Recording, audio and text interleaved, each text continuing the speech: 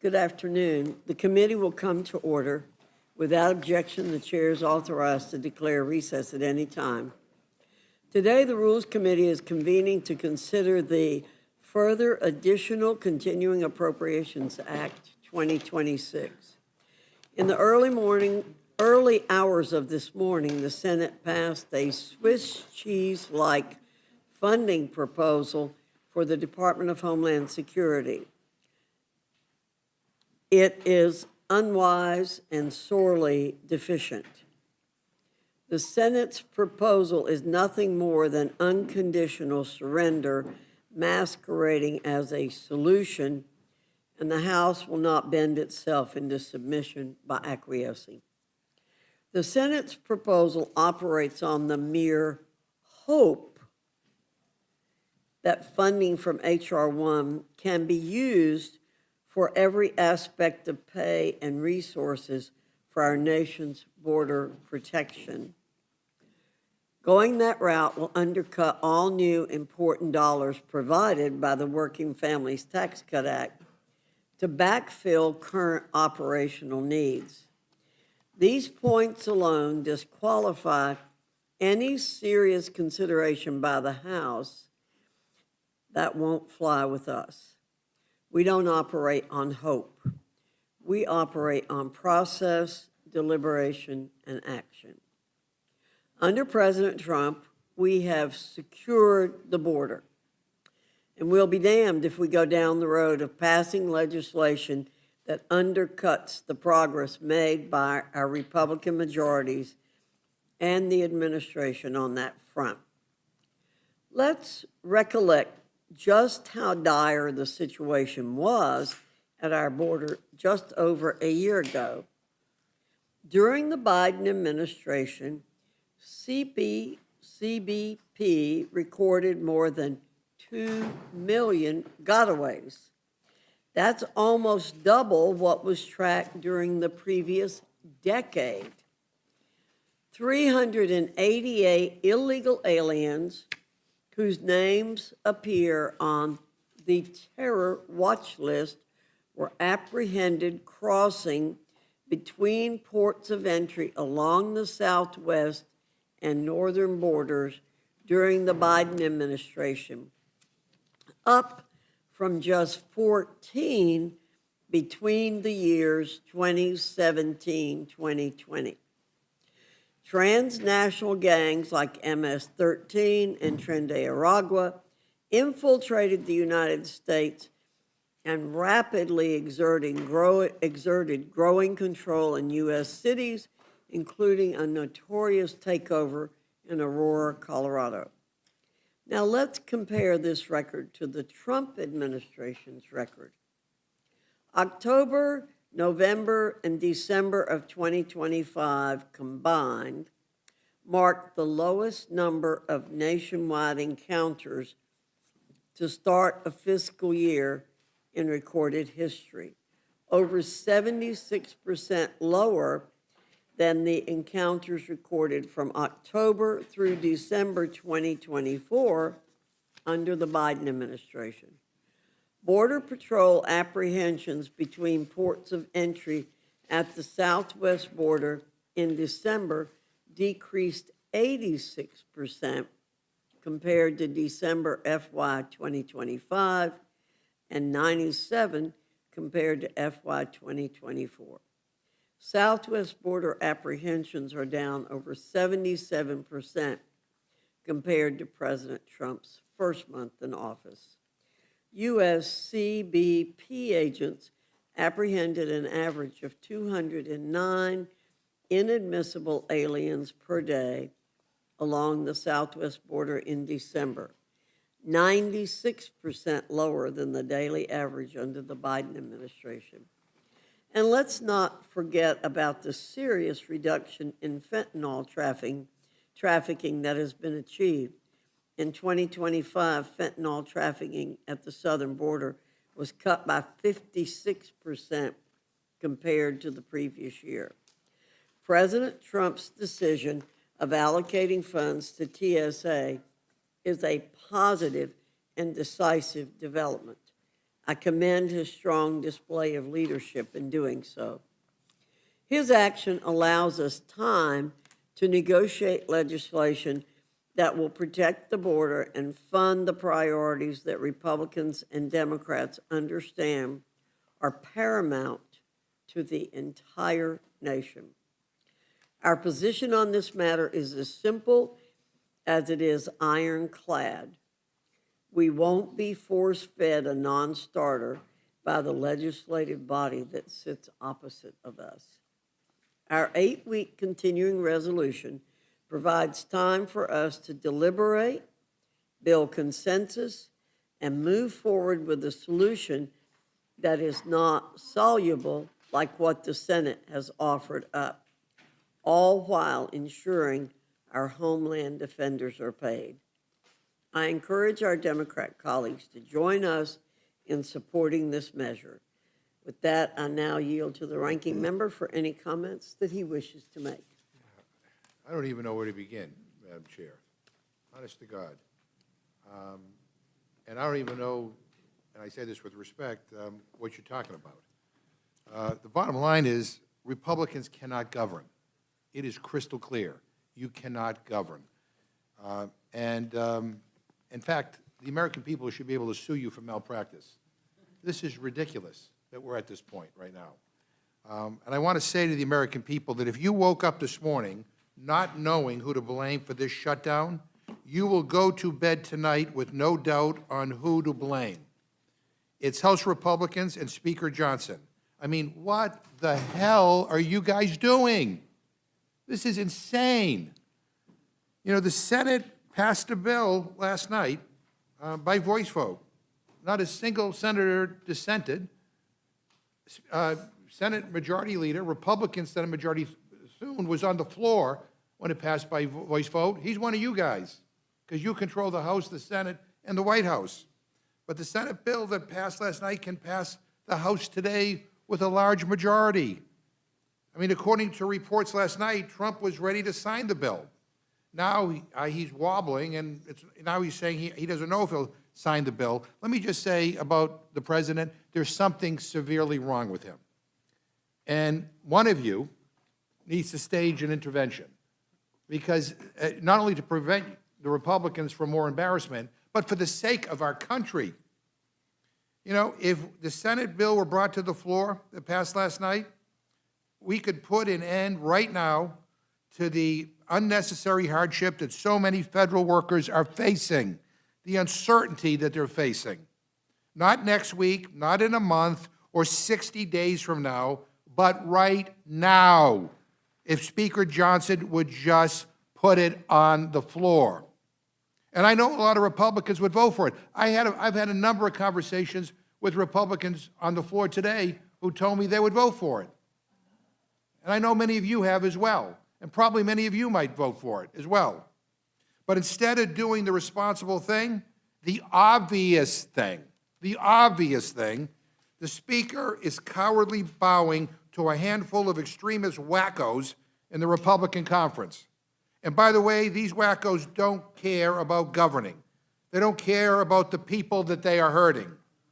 They only care about writing another blank check for ICE or passing a voter suppression bill before the November election or getting a shout-out on some batshit crazy right-wing podcast. To Speaker Mike Johnson, you are supposed to be the Speaker of the whole House.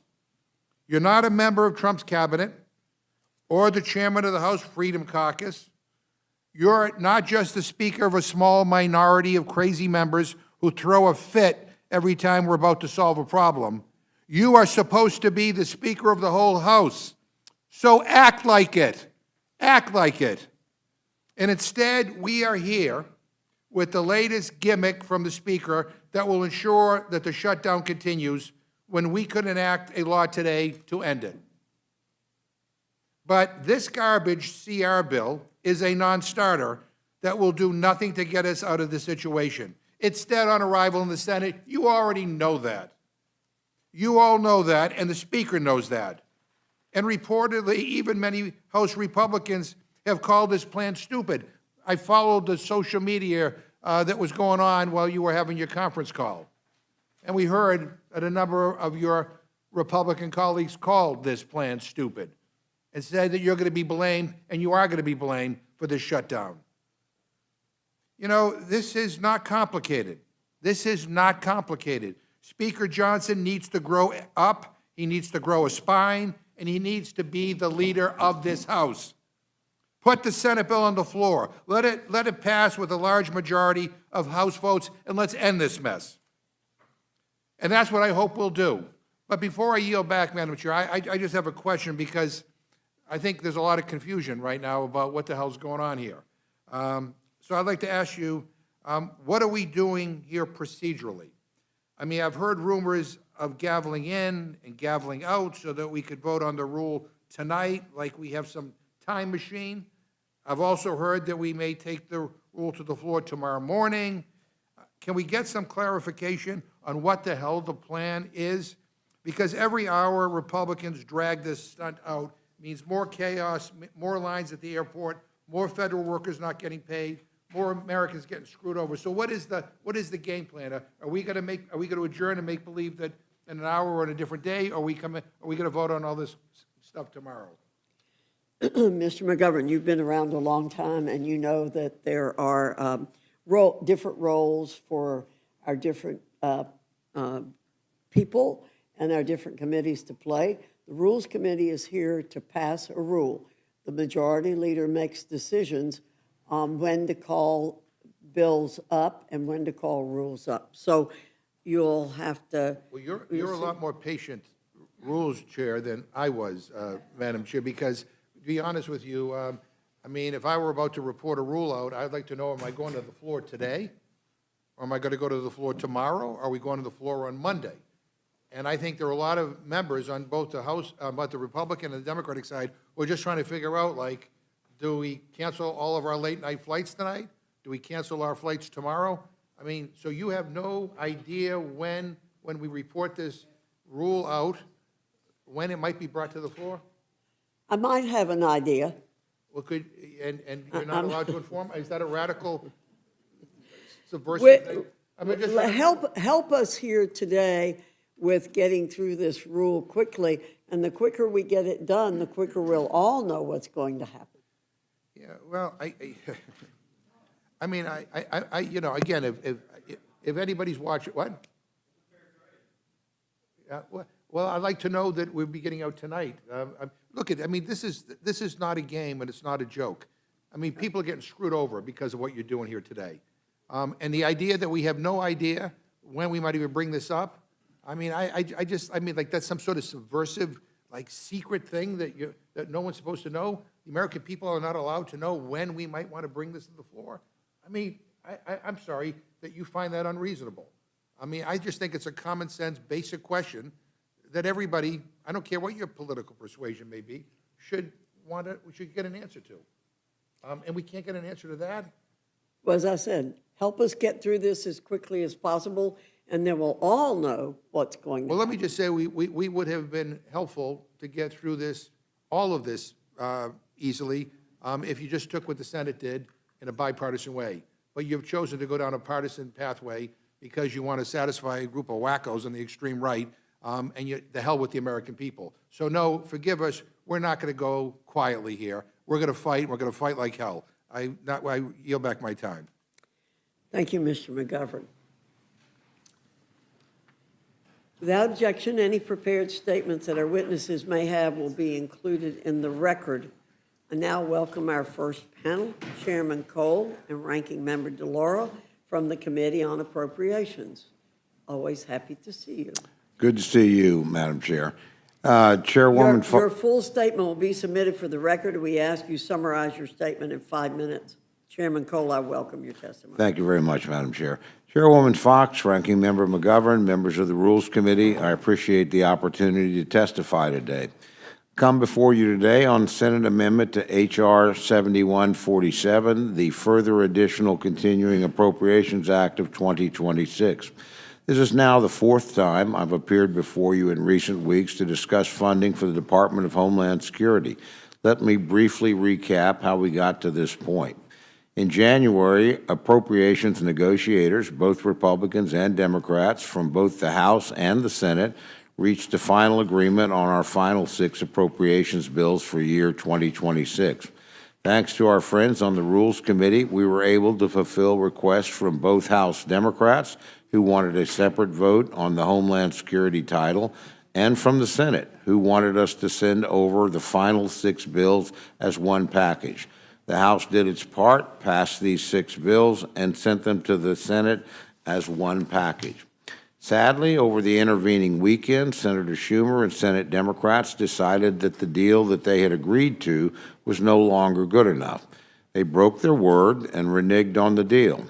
While they would pass the other 5 bills, as they had previously accepted, they would now only support a short 2-week CR for the Department of Homeland Security. Predictably, the 2-week CR came and went without Senate Democrats agreeing to a full-year funding bill. And so, beginning on Valentine's Day of this year, the Department of Homeland Security entered a lapse in appropriations, or to use the term that everyone understands, a shutdown. This, of course, followed a previous shutdown last fall, again instigated by Senate Democrats. As a consequence, as of tomorrow, the Department of Homeland Security has been shuttered by Senate Democrats for 50% of the fiscal year, leaving DHS personnel and critical missions in limbo. Employees have been reporting to work without pay and causing chaos at the department charged with protecting the homeland. Indeed, in the last few weeks, we've witnessed the consequences of this decision. Many employees in mission-critical roles, such as Transportation Security Administration agents, Secret Service agents, and the brave service members of the United States Coast Guard, have continued to work without guaranteed pay and without full operational resources. Airports across the country are feeling the brunt, with lines stretching outside the airport to clear security. Employees at the TSA are having to take radical action to make ends meet, such as donating plasma, even as they continue to show up to work without pay. By today, Senate Democrats will have denied over 80,000 American families more than $1 billion in take-home pay. These are people who are still showing up for their shifts. The numbers are even higher when you include furloughed employees.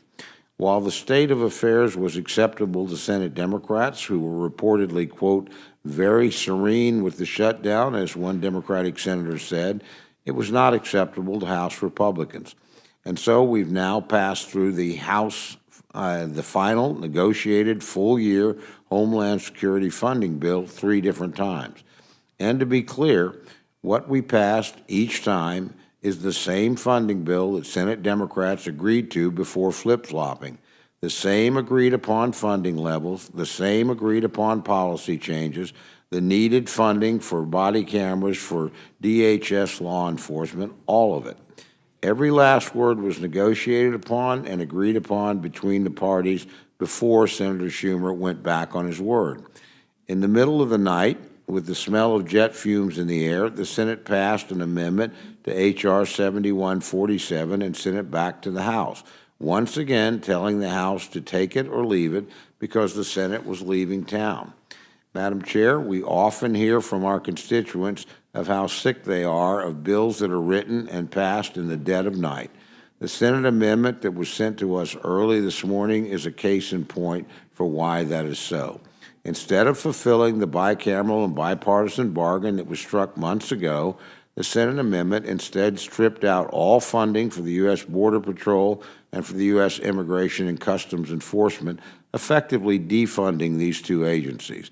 If allowed to become law, this would prevent all border non-law enforcement personnel and all ICE non-law enforcement personnel from being paid and would defund day-to-day operations of both agencies. Madam Chair, this is completely unacceptable to House Republicans. We cannot and will not support any bill that defunds the defense of our national borders. While it may be news to the Senate to hear this, the Constitution gives both the House of Representatives and the Senate an equal say in this matter, and we will not pass an unacceptable bill simply because the Senate wants to leave town. And so I appear before you today in support of House amendment to the Senate amendment to H.R. 7147, which will provide a continuing resolution for the Department of Homeland Security through May 22nd. This will end the pointless shutdown at the Department of Homeland Security. It will provide back pay for employees who have not been paid and will ensure that TSA can return to full operational status at airports. And it will allow DHS to continue to defend our national borders against narco-traffickers, terrorists, and other evildoers, and will ensure that the homeland is protected. It doesn't selectively decide which parts of Homeland Security matter. Rather, it ensures critical missions and personnel are resourced and ready. I urge my colleagues, both Republican and Democrat, to do the right thing and support this bill. I thank each of you for your time. I urge all members to support this bill. I look forward to your questions. Thank you, Mr. Cole. Ranking Member DeLauro, you're recognized. Thank you very much, Chairman Fox, and thank you, Ranking Member McGovern. Thank you, members of the committee, and my friend, Chairman Cole.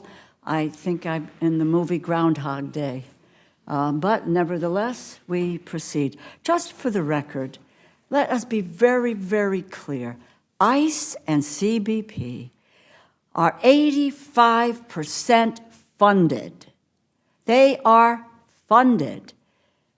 If there's concern about them doing their job, get them the hell out of the airports where they're doing nothing and getting paid while TSA workers are not getting paid and trying to do their job, and get them to where they can do their job. They are funded. I think we have to keep repeating that.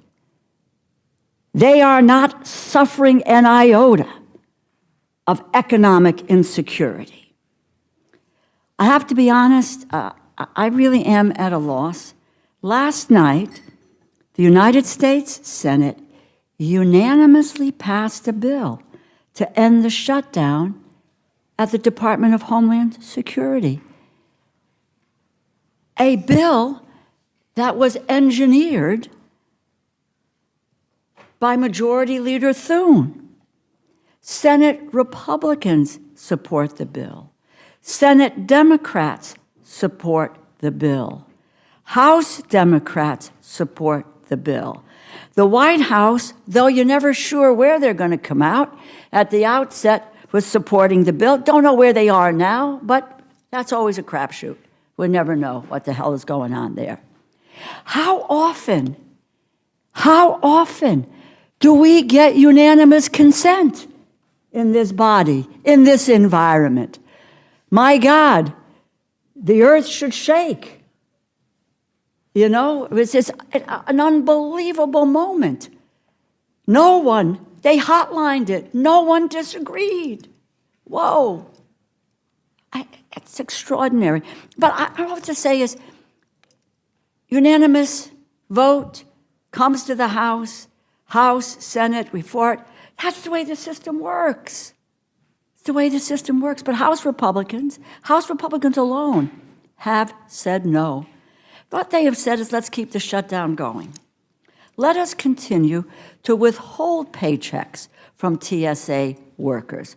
It's okay if they sleep in their cars. It's okay if they're getting paid for plasma. It's okay if they're frightened to death about evictions, what they're going to do for their families and their kids.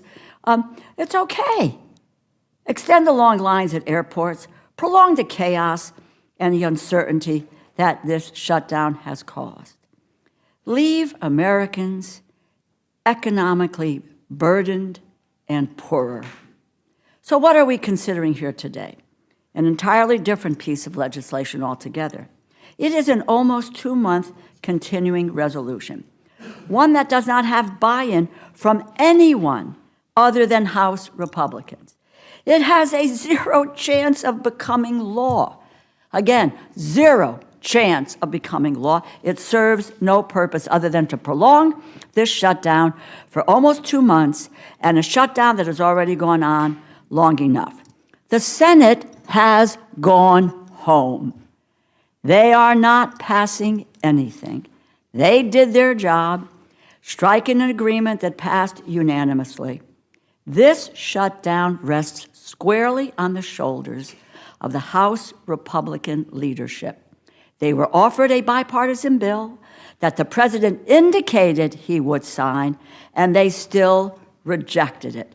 This is no way to govern, but quite frankly, I don't believe that the House majority wants to govern. I've heard so much from so many of my Republican colleagues throughout this shutdown about how they cannot imagine how Democrats can look TSA agents in the eye as we go through security, and how it is a disgrace, and all of the rest of it. And here we are with a deal that everyone has agreed to, and they are still saying no. TSA agents will know who was responsible to holding their paychecks up. I return the question to my colleagues of how will you look those agents in the eye as you fly home for spring break? Kicking the can down the road for 60 days is not a viable solution by any stretch of the imagination. My colleague and friend, Chairman Cole, and I have long agreed that continuing resolutions are not the way to govern. It is always better to do the hard work of legislating, of negotiating, of forging a compromise. The bill the Senate passed is a product of that process. It is a bipartisan solution that was arrived at after many long hours of negotiating. Ultimately, yes, between Democrats and Republicans, but, as I said, a bill engineered by Senate Republicans and the majority leader. It is the only viable option before us. I want to be clear that Chairman Cole is a man of his word. My frustration today is with Speaker Johnson and with House leadership, who, in my opinion, are making a catastrophic mistake. This is an inexcusable failure of leadership. This is not how you get things done in this body. House Republican leadership are refusing to take yes for an answer, and the American people are going to continue paying the price for that. The White House apparently believes they have the authority to pay TSA workers. If they do, then every day for the past 40-plus days, they made a conscious decision not to pay them. And the TSA administrator not 2 days ago said the department made the decision not to pay TSA workers. They are picking and choosing which workers they think deserve to be paid. I think the public ought to decide which of us they think ought to be paid for the jobs that are being done here. Most staff at CBP and ICE and the Coast Guard and the Secret Service are already being paid, but TSA workers have been singled out, held hostage, pawns in a political game. And as the ranking member said, this is not a game, playing with people's lives. It is shameful, and these folks are somehow undeserving. That is shameful. And I am prepared to answer your questions. I thank you, and I yield back.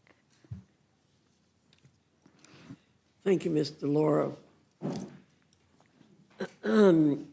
Chairman Cole, I agree with you that generally our colleagues have an aversion to passing bills, to voting for bills passed in the dark of the night or the dead of the night, as you said. And I appreciate very much your giving us that little reminder about how Mr. Schumer and others went back on their word when we were negotiating the full appropriations bills. And we were all ready to fund all of Homeland Security. I also find it a little interesting that Ranking Member DeLauro now is saying the ICE agents should be back out in the field when They're being the paid for Democrats it. have been screaming about taking them out of the field. But Nobody has would said- no you one has said that. explain how the Senate amendment defunds immigration and custom enforcement and custom and border patrol? because I think that has not been as clear to the American people as it should be. Let me begin, Madam Chair, if I may, just by reading a portion of Section 4 of the explanatory statement about the bill. Oh, sorry. Thank you very much. That I think sums it up pretty well, and it, this is what the author's intent was in the bill. The contents printed under the heading United States Immigration and Customs Enforcement and Border Security Operations under the heading U.S. Customs and Border Protection shall have no force or effect for purposes of this act, and amounts specified in the final bill column under the subheading Border Security Operations, under the heading U.S. Customs and Border Protection, and under the heading U.S. Immigration and Customs Enforcement in the Department of Homeland Security Act of 2026, table shall be $0. $0. Now, what does that mean? We're hearing that these other agencies have been funded. Parts of them have been funded. Additional technology, finishing the wall, but the day-to-day operations aren't funded in those bills. So this moves you to $0. The other thing I would say about the legislation, if it's a great piece of legislation, nobody in the United States Senate read it. They were writing it at midnight last night. There were 5 senators on the floor when they passed by unanimous consent. No, I will bet you over 90 senators have not read this bill. Over 90. And I will bet you their staff have not had a chance because most of them were at home in bed where they should have been as well. And then it's kicked over here in the dead of night with no discussion with anybody on our side of the chamber, maybe in either party. I could only speak for my own. I can certainly assure you there was none. I can tell you, because I talked to a number of senators, that they were unaware of this themselves. So that's no way to legislate. Again, we had an agreement with the Senate. It was an agreement they agreed to. We agreed to the language. It was compromise language. They didn't get everything we wanted. They wanted. We didn't get everything we wanted, but it was language they agreed to. They told us the form they wanted it in and said, if it comes in that form, we will pass it. And that's what they got, and then they broke their word. We've offered them 3 opportunities now to go back and do what they said they were going to do. What we got back was something, I would not vote for something, to tell you the truth, that said I was going to give 0 money for border security and homeland security. 0. On the idea that maybe it's funded, some of it is, some of it isn't. We do have the executive branch trying to do the right thing, but this is preeminently a legislative matter. We should just do our job, keep our agreements, and pass it, and we have the opportunity to do that. The Senate bill doesn't do that, at all. And, frankly, anybody that thinks it got any serious consideration in the United States Senate, I would like to tell me, where was the committee hearing on the bill or the amendment? Where was the discussion? Tell me the senators that were awake at 2 and 3 and 4 o'clock in the morning. I mean, that's not what happened. And that's no way to legislate for the greatest power on the planet and the oldest democracy in existence.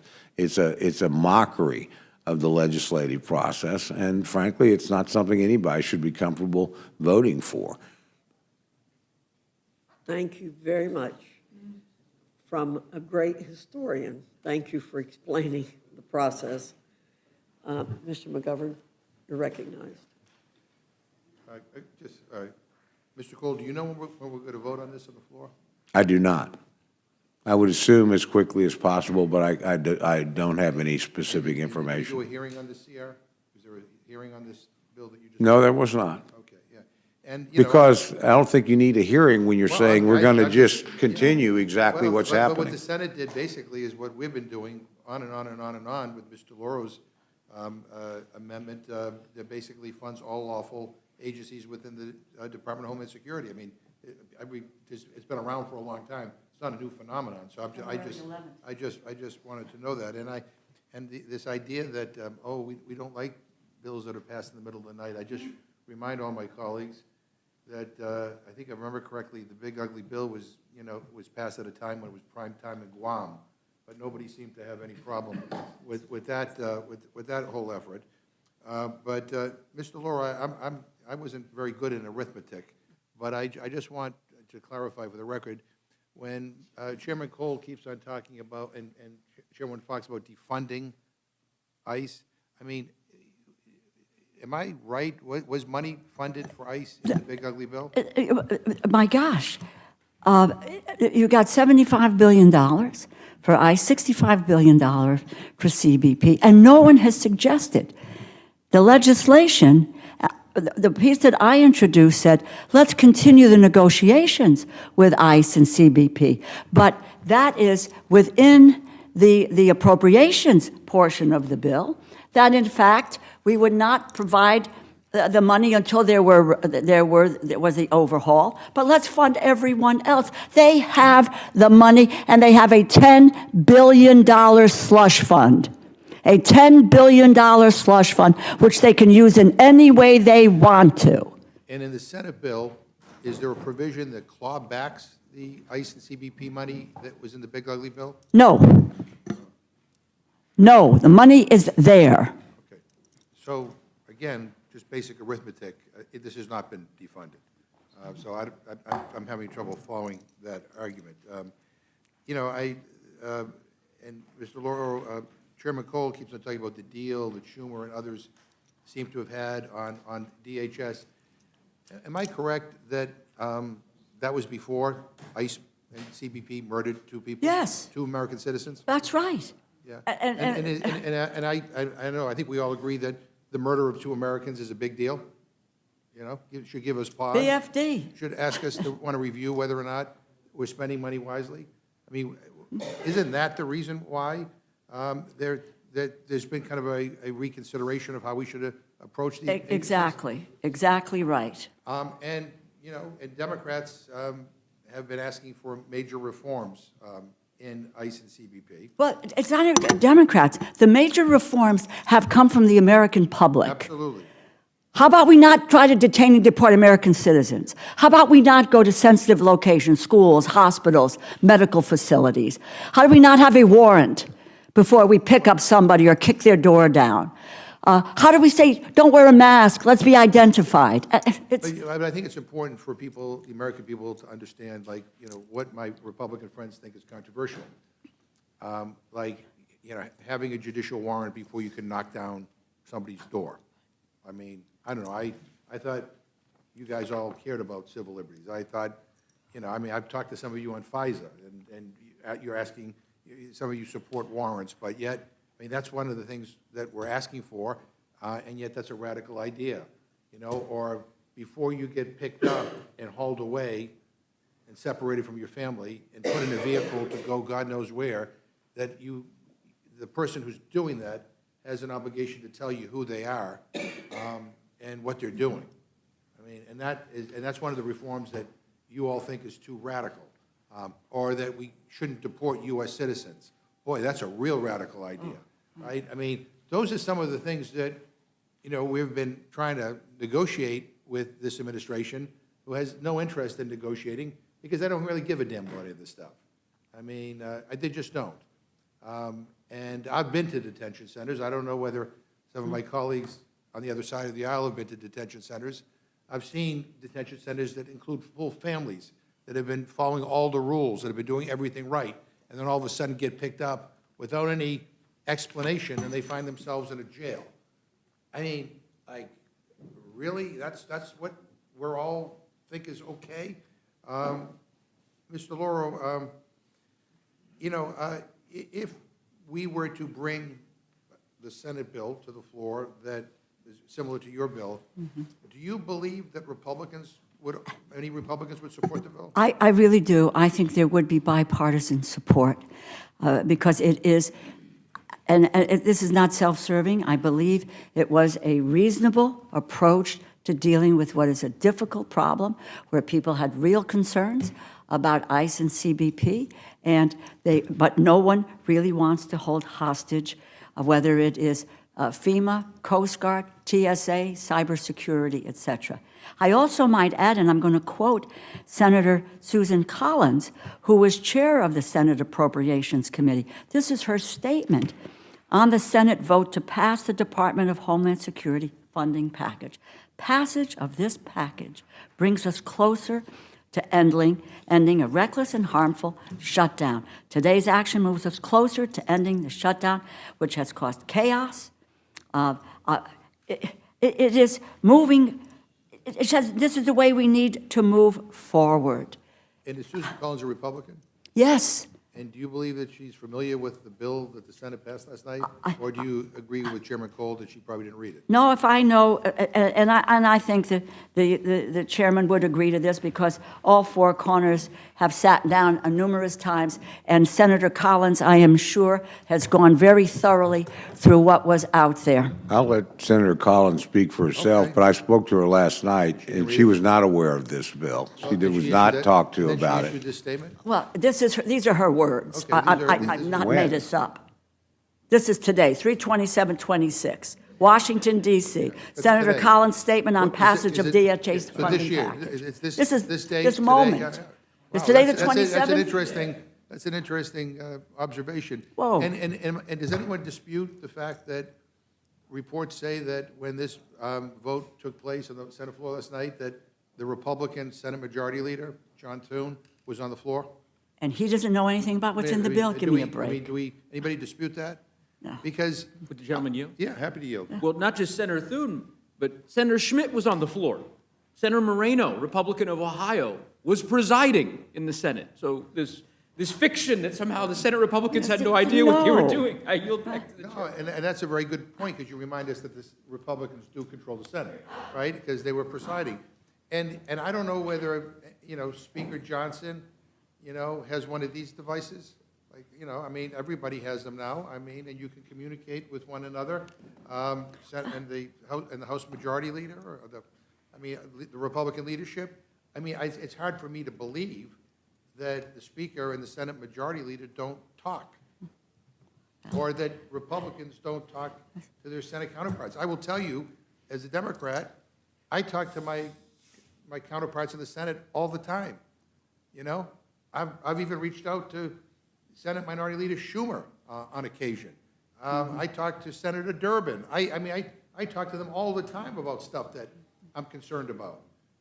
And the notion that the Republican House leadership was just caught off guard, that they had no idea that anything was happening. I mean, I said at the beginning that I think this leadership the House leadership is incompetent, but that even goes beyond incompetence. I just can't, that defies belief. And that the White House somehow had no clue that this was going on. And again, we have reports that Trump was saying, I would sign this Said he would sign it. last night. Let me just. Can I just say this one thing? I was nervous because, and this is a couple of days ago, Senator Cruz was all over this. I said, my God, Senator Cruz and I have very little in common. And we were agreeing on the same direction in which to go. And so people understood and knew what was in this bill. I would just close with this. You know what? We can hide behind process. We can hide behind, all kinds of procedural rhetoric. And that's what ends up, that's what usually happens when my Republican friends don't want to talk about the real consequences behind what they're doing. What I care about are the people who are getting screwed, the people who are being jerked around. TSA The employees. TSA agents who aren't getting paid, the Coast Guard, the FEMA. I care about FEMA.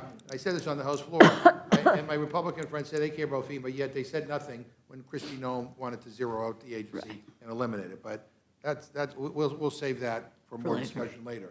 But at the end of the day, what really matters is people. And we have an opportunity to help people. We had an opportunity to do it in a bipartisan way.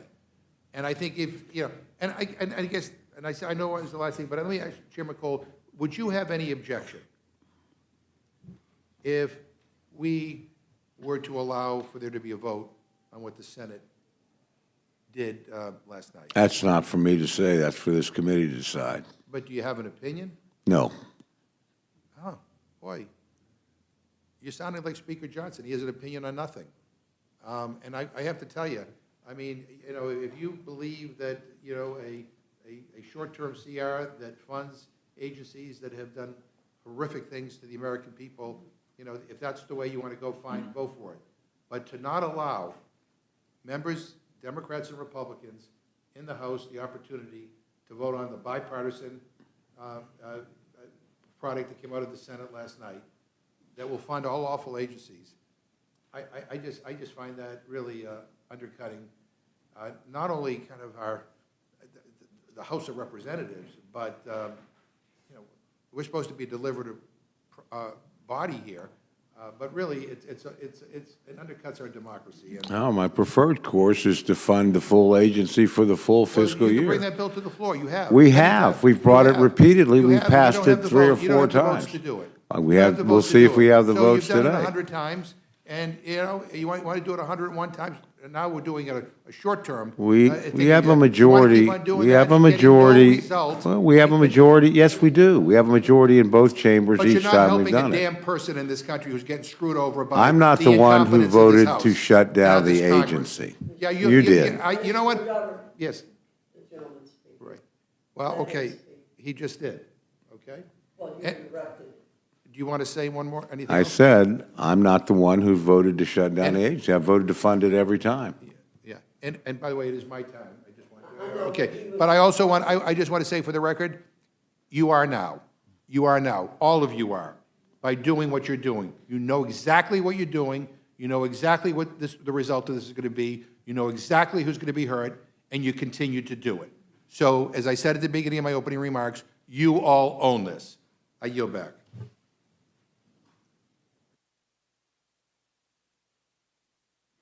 Ms. Fishbach, you're recognized. Thank you, Madam Chair. And I'm kind of surprised that this is a clean CR. This will make sure that folks are paid. This will be helping the people that Mr. McGovern is concerned that we are, quote unquote, I believe the word was screwing. But this will take care of that, will it not, Mr. President? Correct. And so I think this makes sense. We will then have 6 weeks to deal with things, to continue the negotiations, and there's some discrepancy about how it actually went down in the Senate, and so we can figure that out. But I just think this is the way that we are coming together to help those folks that aren't getting paid, that things aren't happening for. And I think we've been trying for several weeks to do something, but this makes sense. It is a simple, continuing resolution with nothing else, but it will help those people that Mr. McGovern continues to say he is concerned about. And I don't have any questions because I think it is that self-explanatory that this is going on, unless you had something to add to that, but. No, I think you summed it up perfectly. We passed this legislation, everything will be fully funded. Yep. And so with that, Madam Chair, I yield back. Thank you, Ms. Fishbach. Ms. Scanlon, you're recognized. Thank you. I'd first yield to the ranking member. First of all, I just want to say, the gentlelady talks about there's a discrepancy of what happened in the Senate last night. I don't know what the hell you're talking about. No. The Senate, by voice vote, passed a product that we are talking about trying to bring to the floor. There's no discrepancy over what happened. You know, they passed something. They passed something in a bipartisan way. I mean, so there's no discrepancy over that. Yeah, and, you know, and the only thing, you know, that's, well, you know, and the gentlelady talks about how, you know, a simple way to deal with this. I mean, you know what is really simple is bringing the same thing up that you know is going to fail over and over and over again. It is clear that there are Democrats in the House and in the Senate who will not support unlawful agencies unless they are reformed. That is clear. You know that. You run everything. And if you want our votes, you either need to make these reforms or you need to remove them from the bill so that we can all vote to fund all these other agencies and departments. And you all know that. You all know that. The Senate Majority Leader, the Republican, knew that. and he brought this bill to the floor. He gets the schedule. By the way, when you're in charge, Will the you get to gentleman bring yield? things to the floor. I'm happy to yield to the gentlelady. Are the reforms that you requested in the Senate bill? Yes or no? No, they're not. Okay, great. No, but you know what? But in the Senate bill, neither is one more dollar for the agencies that break the law. There's not one more dollar for ICE, not one more dollar for CBP. So, yeah, I would like the reforms, and we're happy to continue to negotiate with you on that. But the bottom line is this notion that Republicans have no control. You set the agenda. You set the agenda. The Senate Republican Majority Leader brought this to the floor. Not Chuck Schumer, not Jim McGovern, but your Republican Senate Majority Leader. And the deal is that the deal is that they had a unanimous voice vote. And we have Republican senators issuing statements today saying what is going on. But this is insane what you people are doing. It's shameful. I mean, I'm embarrassed for this institution by what is going on here. And I'm so sick and tired of regular people getting screwed over, and that's what's happening here. I thank the gentlelady for yielding. I yield back to her. Thank you, Mr. McGovern. I've been fielding calls and texts and emails from my constituents all morning.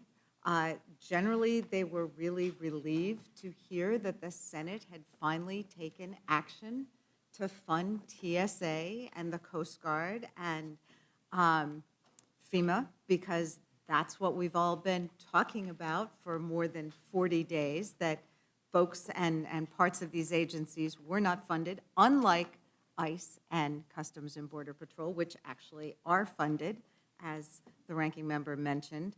So they were relieved to hear that there'd been Senate action, and were looking forward to the House moving forward. So like them, I'm a little surprised to find ourselves in this alternative universe where House Republicans are refusing to take yes for an answer.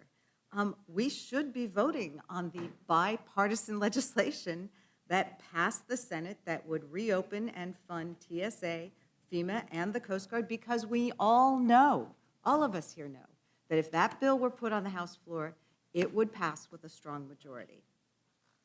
I mean, it would pass. So I am not quite sure what this exercise is, but it appears that Speaker Johnson is playing politics. Ms. In Scanlon, order to, yes, would ma'am? you yield to a question? I would be happy to yield to a Thank question you. from the chairwoman. I think some of us are confused because Mr. McGovern just said that ICE and Border Patrol are getting not a penny, which confirmed what Mr. Cole said. Thank you. And yet you're saying. I'd be happy to answer Answer your that- question. answer the That was question. a brief remark taken out of context. I think we can, Sure. the easy answer, of course, They is have that the there money from the was big, beautiful bill, funding. which is the money that they're But they weren't utilizing. funded in this. Not bill. in an I'm just- appropriations bill, which is what it's about. But Lady- they have serious money, $75 billion, $65 billion in the big, beautiful bill, and a $10 billion slush fund.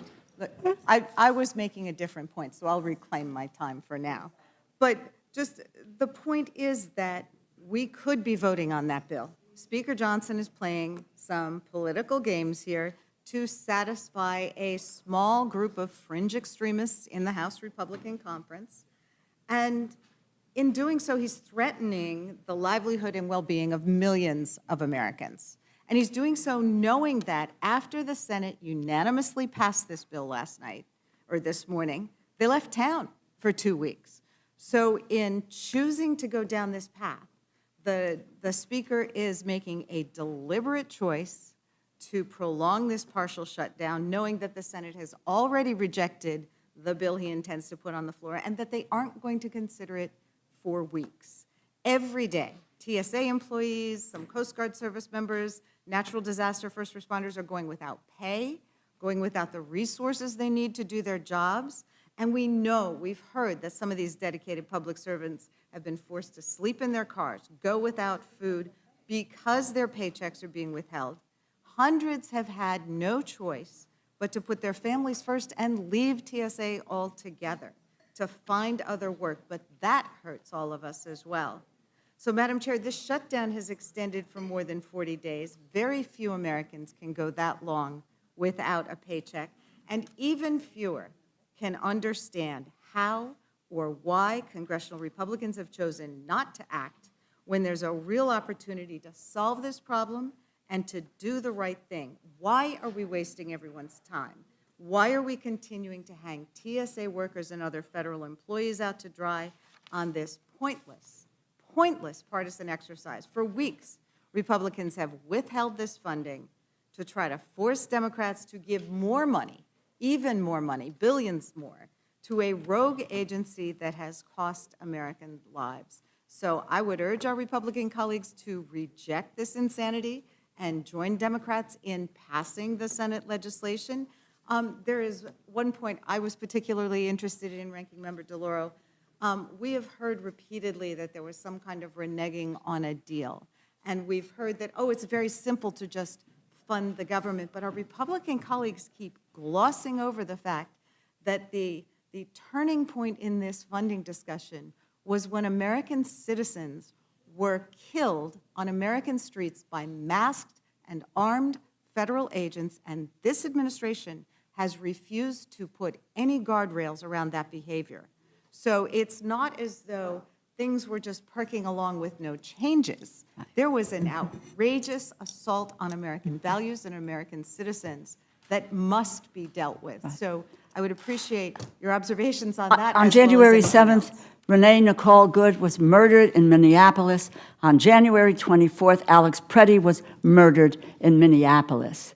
American citizens murdered. Now, if that doesn't speak to making some changes in an agency, and both agencies involved, because, and I will just say, the commander, Bovino, he's the one who, was killed Preddy, and he was let go.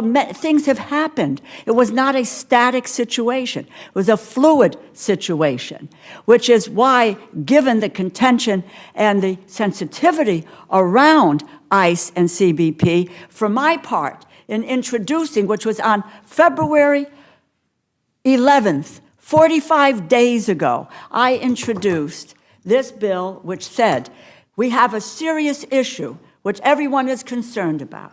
Put it aside and continue to negotiate because it's going to take a long time to sort it out, and that it had to have protections. The protections were never a part of what the bill was about, but about the future funding of those agencies. But let's free these people who are being hammered and pilloried and not being paid when they're doing the work that they have. That was the scene.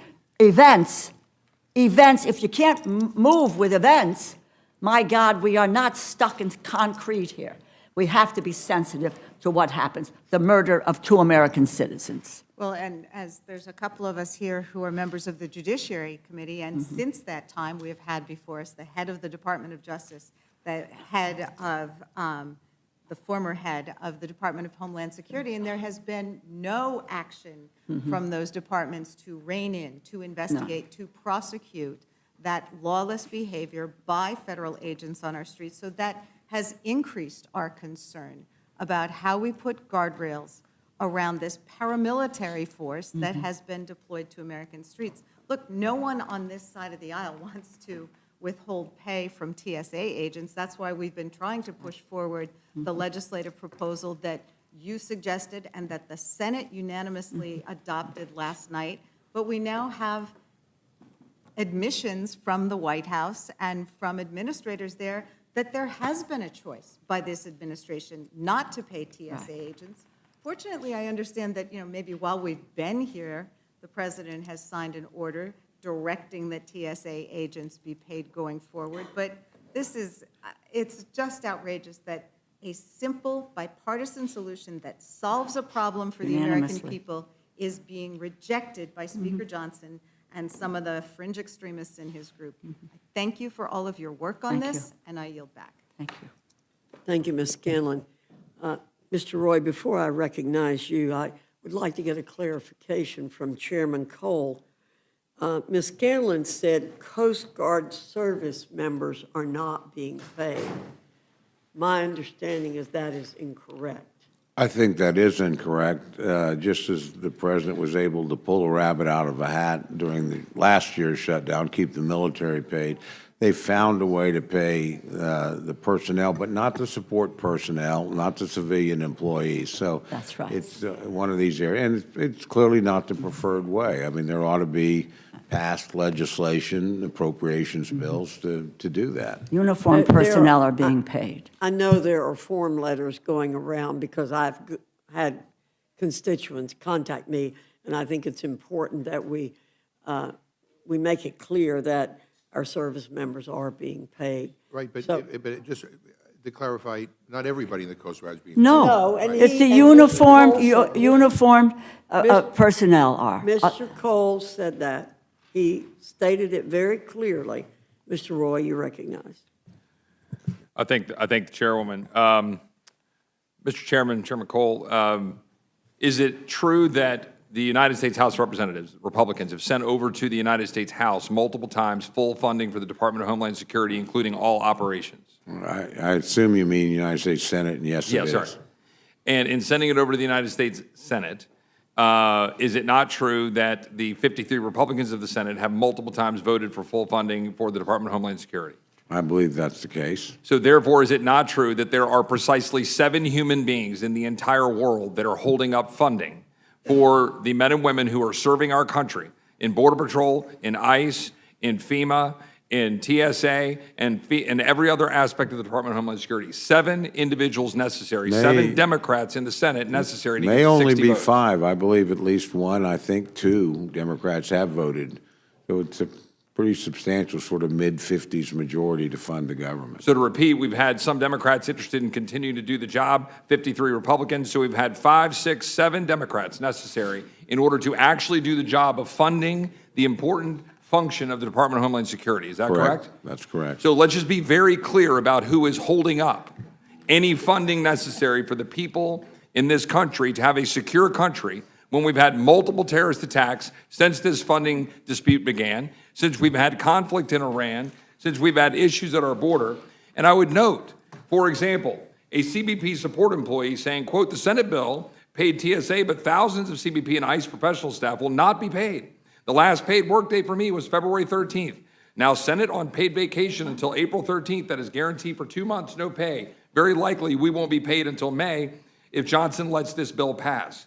ICE civilian employee, quote, "I have a huge favor. When you guys report on the fact that ICE is funded through OB3 funds, can you please make it known that support staff, i.e. mission support, OPA, et cetera, is not getting paid?" Is that true, Mr. Cole? That's absolutely true. It's one of the reasons why you should do the complete bill instead of trying to pick and choose, because you always miss somebody. There's somebody being paid in another way, and it's just not. I mean, part of the essence of this problem is nobody reads an appropriation bill and likes everything in it. And if you get to pick and choose what you like, no appropriations bill would ever be passed. You pass the full bill, you balance it off, and that's the appropriate way to do it. Substantial majorities, bipartisan majorities in each chamber have done that. This is really a Senate rule that has held up complete funding of the government. Would I be correct when I observe that when the ranking member discusses 85% of ICE and Border Patrol operations being funded or something to that effect, that the vast majority or all of that is coming through OBBB funds? Again, I wouldn't presume to speak for my friend, the ranking member, but that would be my understanding, that that's where the majority of that money is coming from. So to the extent that there is funding going to the men and women in Border Patrol and ICE today to carry out their job, that funding is entirely or predominantly coming through OBB, to the best of our knowledge. That's correct, and it wasn't what it was designed to do originally. Correct. It was meant to better technology, finishing the border wall, things of that nature. How many Democrats voted for the OBB? None. None. So to be very clear, the funds that are going for Border Patrol and ICE operations was not supported by Democrats. Correct. Democrats today refuse to fund through the normal appropriations process any funding for ICE or Border Patrol to be able to carry out the functions of defending the United States of America. And to be clear, that since that lapse of funding, we've had material terrorist attacks on our soil. We've had the murder of Sheridan Gorman by a person who was here, who came in here illegally in 2023 under the previous administration, who is a criminal, who was released, and who murdered and shot a student in Chicago. And this stuff continues to operate because our colleagues on the other side of the aisle flat out refuse to do the job of funding the operations necessary to secure the United States of America. I support the Speaker in making sure that we do our job right now to send back to the Senate a bill that will fully fund these operations so that we can get busy defending this country when we need to do it and make sure that the people on the streets are safe and secure. I yield back. Madam Chair, Thank you, Mr. point of Brewer. clarification. Yes, sir. I want to know how many Republican senators voted against the bill that we're asking to be considered today in lieu of the continuing resolution? How many Republican senators objected to basically the bill that Mr. Lauro? None. None. Madam Chair, was there a roll call vote in the Senate, or was this conducted in the middle of the night by voice vote? This was passed at around. By voice in the middle of the night. By voice. You control the Senate. Anyone could have You dissented. control the agenda Wait. in the Senate. And the person who's Mr. holding up any McGovern. people is the Speaker of the House. McGovern. 5 Democrats refused to actually do the job for the American people. Mr. Yeah, and Americans are dying because you guys refuse to secure the country. So Mr. stop the McGovern, bullshit. You do not have the floor.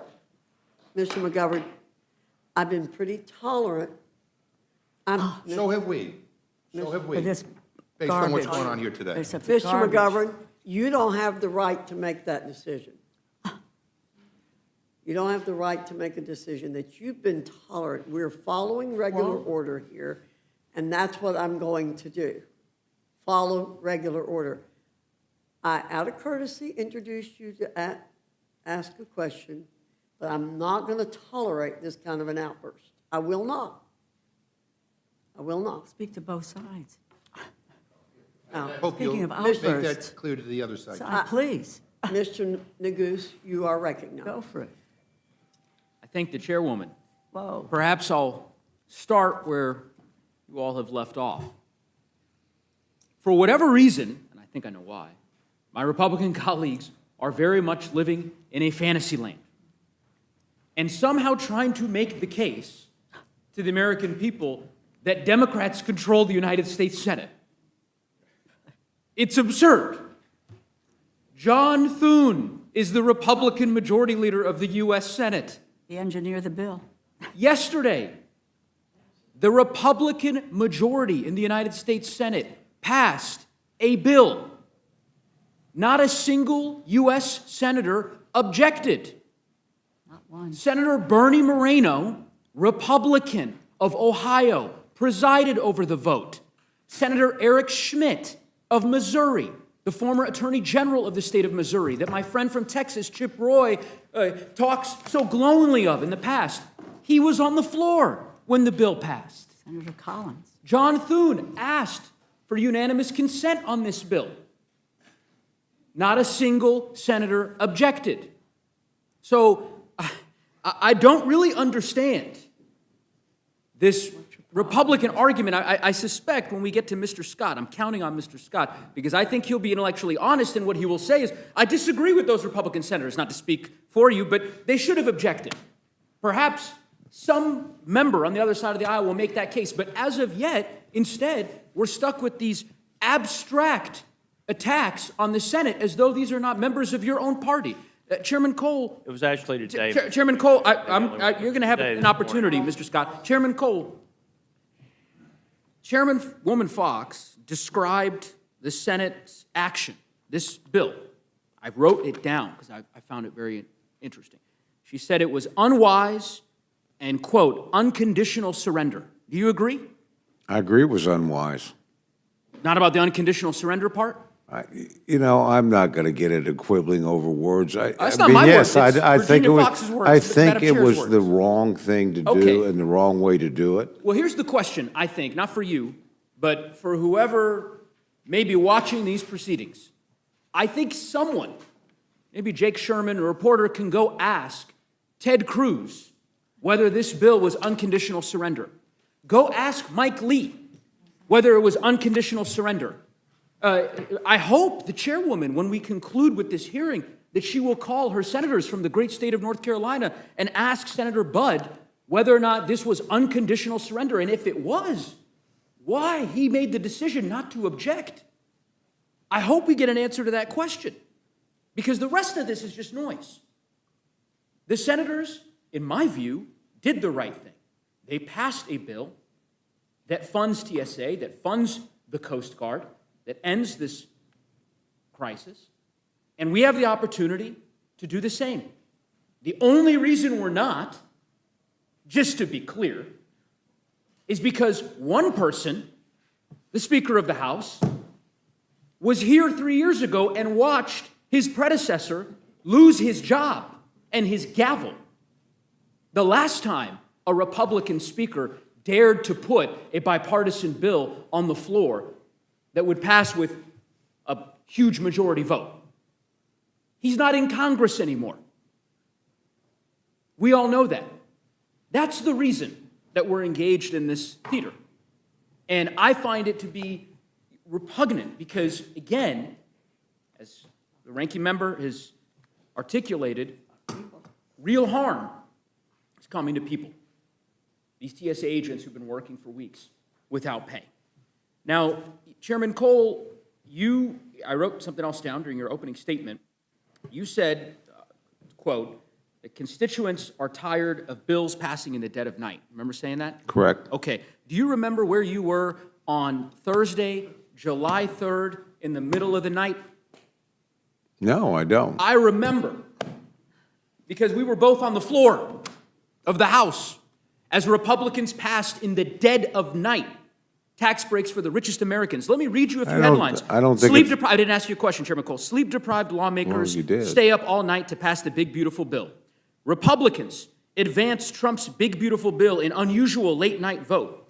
Dead of night, Dems accuse GOP of cowardice over late-night votes on Trump's big, beautiful budget bill.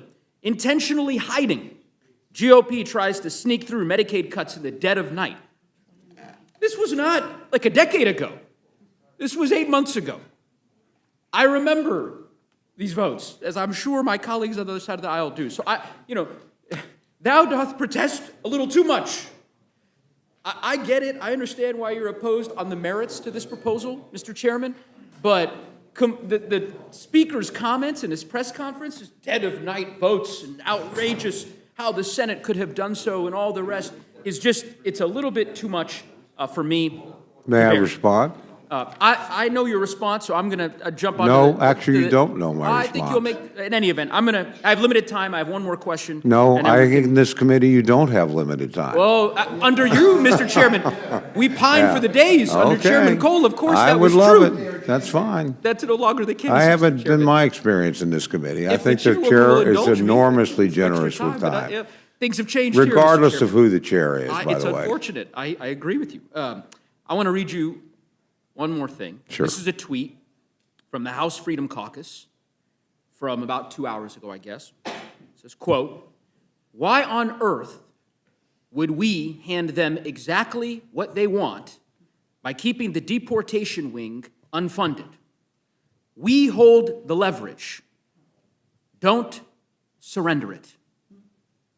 What leverage are they referring to, Mr. Cole? I suspect we have the majority in the House, which we do. The That's why leverage- we've passed funding the government 3 or 4 times. And leverage by is the the way, majority of the House? all but one of those The bills, majority is not- you not overwhelmingly, but Cole, you agreed, that was I bipartisan. don't think that you would make a statement like this because I think you know what they're referring to. The leverage are ultimately the hardworking TSA agents, the folks in the various sub-agencies in the cybersecurity and Coast Guard and all the rest.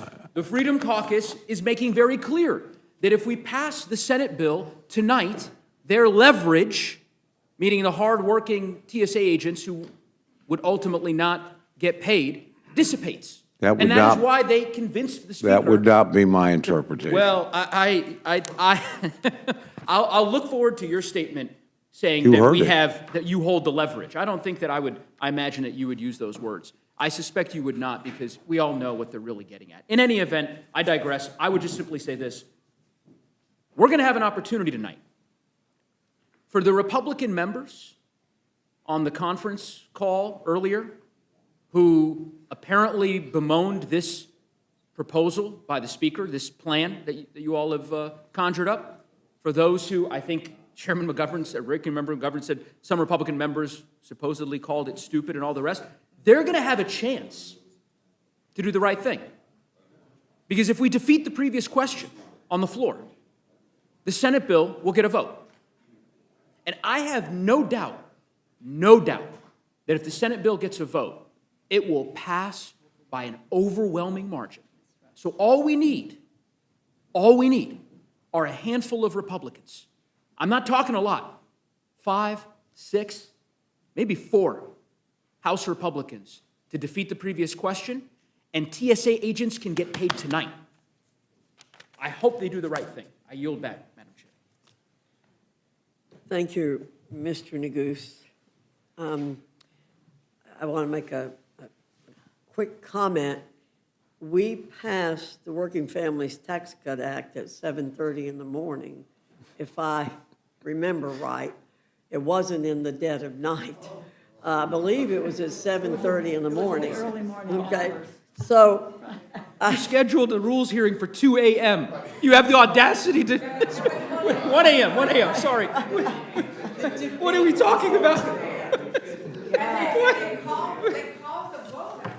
Madam Chair, Madam Chair, Madam Chair, Madam Chair. okay, we're giving you guys a lot to laugh about, but I want to say Democrats always want us to flex and defend Article 1, but that seems to end as we cross the rotunda or a bill is rushed from over at that side.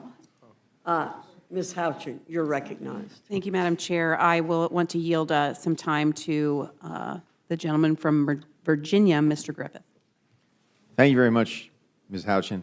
I have to say to my friends on the other side of the aisle, I am vexed and offended when words are put into my mouth, that are not accurate. I am a proud member of the Freedom Caucus, and I know that the leverage is votes on the floor, not the TSA workers. This place is about voting, and voting in the way you feel is right and appropriate. And when the Freedom Caucus says that we have the leverage, what they're talking about is we have a block of votes in the United States House of Representatives, and we use those votes to try to move this nation in a direction that we believe is the right direction in which to go. I know my colleagues don't agree with that, and that's fine. You don't have to agree with that, but don't imply that when we say we have the leverage that we're using hardworking TSA workers as that leverage. No, it's the leverage of the vote on the floor of the House and the leverage of the vote here in the Rules Committee. I yield back to Ms. Do you Houchin. have a majority of votes? Because a Thank- majority of votes would pass this. Thank you. Mr. McGovern, I did not Griffith. yield time to you. Oh, I didn't know Yes. I thought I was talking to you. Ms. Yeah, Houchin. we get jerked Thank you. around here Not- all the time. Mr. I'm just- McGovern, I've yeah. asked you not I to appreciate- interrupt. I appreciate it, Madam Chair, but I just want to make one No, point. no, Mr. McGovern, this is not your You do not time. have the time. Well, I'm sorry. I'm just- yeah. No, you do not have the time, Mr. McGovern. Sorry. Thank you, Madam Chair. Mr. Cole, I would like to give you time to respond to the gentleman's characterization that the Working Families Tax Cuts Act was a tax giveaway for the rich. It was a what? The gentleman from Colorado, May I listen to the Yeah, question? would you the all, gentleman from Colorado characterized the Working Families Tax Cuts Act as a tax giveaway for the rich. I wanted to give you an opportunity to respond to Well, that. it certainly was not that. I don't know very many rich people that rely on tips to get their pay. I don't very many rich people that do overtime. I don't know very many people that get Social Security tax rebates because that's all they have to live on, and that's an effort to help move them in the right direction. So, no, I would not characterize it as that. I think it's an incredibly complex, sweeping piece of legislation. And I'll add, there's a big difference between voting on something you've been debating for months and voting on something that was not only voted on in the dark, it was written in the dark. It was written within hours and presented. So I don't consider them, comparisons at all. I understand the effort to get the bill done by the 4th of July, which was an exceptional achievement. But the idea that it wasn't thoroughly discussed, debated, go through committees, move back and forth. As a matter of fact, that was the second time the House had dealt with it. It voted it over the first time, the Senate had changed it, and then we had to deal with that and move the bill. So again, Chairman I Cole. think it's an apples and oranges comparison. Chairman Cole, does the child tax credit only benefit rich Americans? No, obviously not. Does the small business pass-through deduction only benefit rich Americans? Obviously not. Thank you. They're $4.5 trillion. Thank you. Okay, so let's just be clear. The government is not shut down because of Republicans. The government is shut down because Democrats in the Senate have not voted to fund it. The We want Department of to- Homeland Security. I want to be, Yes. because I do want to give my Democratic, look, we got 11 bills done, and this House got all 12 bills done, and we sent the Senate the bill in the form and the manner it asked for to pass it with an agreement with Senate Democrats they were going to pass it. They changed. So, but again, I particularly want to commend the ranking member here. A lot of Democrats helped pass these bills. That's why they're almost all, they are bipartisan, they're bicameral. Even the ones that were contested had some Democratic votes. So, again, it's a bipartisan achievement, and we're very lucky, and I compliment my friends on the other side of the aisle because they were a huge part of this. We could be sitting here in a total government shutdown in the middle of a war. And that did not happen because Democrats and Republicans worked together. More pressure on Democrats, in my opinion, to do that, and particularly my friend. And I will never forget that. That was an exceptional act of political courage, and I think working, through regular order and give and take negotiation, where we both ended up with bills that we would have written differently if we were king of the world or queen of the world, but we're not, and we work together. So again, but in this case, no question, and that's not House Democrats. It is Senate Democrats who broke their word. Thank you, and thank you for that clarification. So the Department of Homeland Security is not being funded because of Democrat votes in the Senate. Correct. We've heard a comment today about there's zero chance that what we're doing here will become law, but there's also zero chance in the House that the Senate bill is going to become law. We've heard comments that this is no way to govern, but is it any way to govern partially funding the federal agency responsible for our national security at a time when we face unprecedented risks and the Biden administration let in thousands of known terrorists into the country? In my opinion, it is not the appropriate way to govern.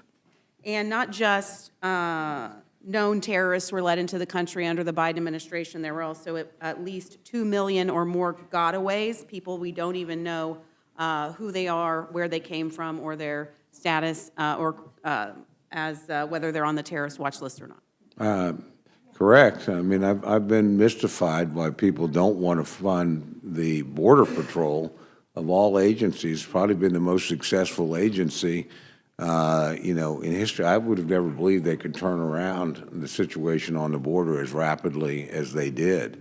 And it shows how adept their management was before the arrival of President Trump versus after, because they've accomplished what was unbelievable. We've had no known illegal entries into the country in months. Why do you want to not fund that agency that has delivered that to you? And just recently, ICE arrested a criminal illegal alien from Uzbekistan, wanted in his origin country for belonging to a terrorist organization. ICE arrested an illegal alien from Honduras and a leader of MS-13 known as Phantasma, who was wanted in his home country for killing 4 people. ICE arrested an illegal alien wanted in his origin country of India for connection with terrorist activities that included planning more than 1 dozen grenade attacks on police officials. ICE arrested a criminal illegal alien and MS-13 leader from El Salvador. He faces an Interpol red notice from El Salvador for drug trafficking and conspiracy to commit murder. Just a few months ago, ICE agents arrested more than 150 illegal alien sex offenders during a major enforcement surge across the state of Florida. The operation targeted child predators, rapists, violent criminal, illegal aliens with convictions, including sexual assault of minors, rape, lewd conduct, child exploitation, battery, and attempted homicide. In total, more than 230 criminal illegal aliens, including 150 sexual predators, were arrested and off our streets thanks to ICE. All of these operations will be negatively impacted by this defund effort by Democrats. And let me be clear, the people doing these jobs are the people the Democrats don't want to pay, and they are American citizens with families too. The Democrats are the ones that are picking which employees should be paid. The Democrats are singling out, holding hostage, and using the American people as pawns for a false premise that we're somehow voting on this DHS, they're voting against the DHS funding because they want reforms, yet in the Senate bill, there are 0 reforms that they asked for. But now that the bill sets this total amount for spending on these agencies that are so important to our national security, setting those at 0, they don't care about ICE and Border Patrol. They don't care about the people doing these very difficult jobs because they want border chaos and crime in the streets. Otherwise, they would have secured the border under the Biden administration. But regular people, this is a comment made by one of my colleagues on the other side of the aisle. He said, regular people are getting screwed. That was me. Regular people are getting screwed, like the families of American citizens who have been killed by illegal immigrants. Like Laken Riley, a nursing student from Augusta University who was killed on February 22nd, 2024, while jogging on the University of Georgia campus. Her killer was a Venezuelan national who entered the country illegally in 2022. Like the family of Jocelyn Nungary, age 12, who was sexually assaulted and strangled to death on June 16, 2024, by 2 Venezuelan nationals. Like the family of Rachel Morin, a mother of 5, who was raped and murdered while jogging on a popular trail in Maryland by an undocumented immigrant from El Salvador. Like the family of Luis Lopez, age 15, a teenager shot and killed in Kentucky in 2025 while attempting to protect his mother from an attempted rape by an illegal immigrant from Mexico. Like the family of Megan Boss, found dead in Illinois in April of 2025. Her body was discovered in a storage container. The suspect was an undocumented illegal immigrant from Mexico. Like the family of Ivory Smith, age 7, who was killed in a car crash by a Venezuelan national in Texas in 2024. Like the family of Christopher Babcock, age 62, a husband killed in a fatal hit and run in Morristown, New Jersey in March of 2026 by a Mexican national who'd been released into the country in 2024. Like the family of Hallie Hagelson, age 18, and Brady Heiling, age 19, both killed in a 2025 car crash in Wisconsin by a Honduran national.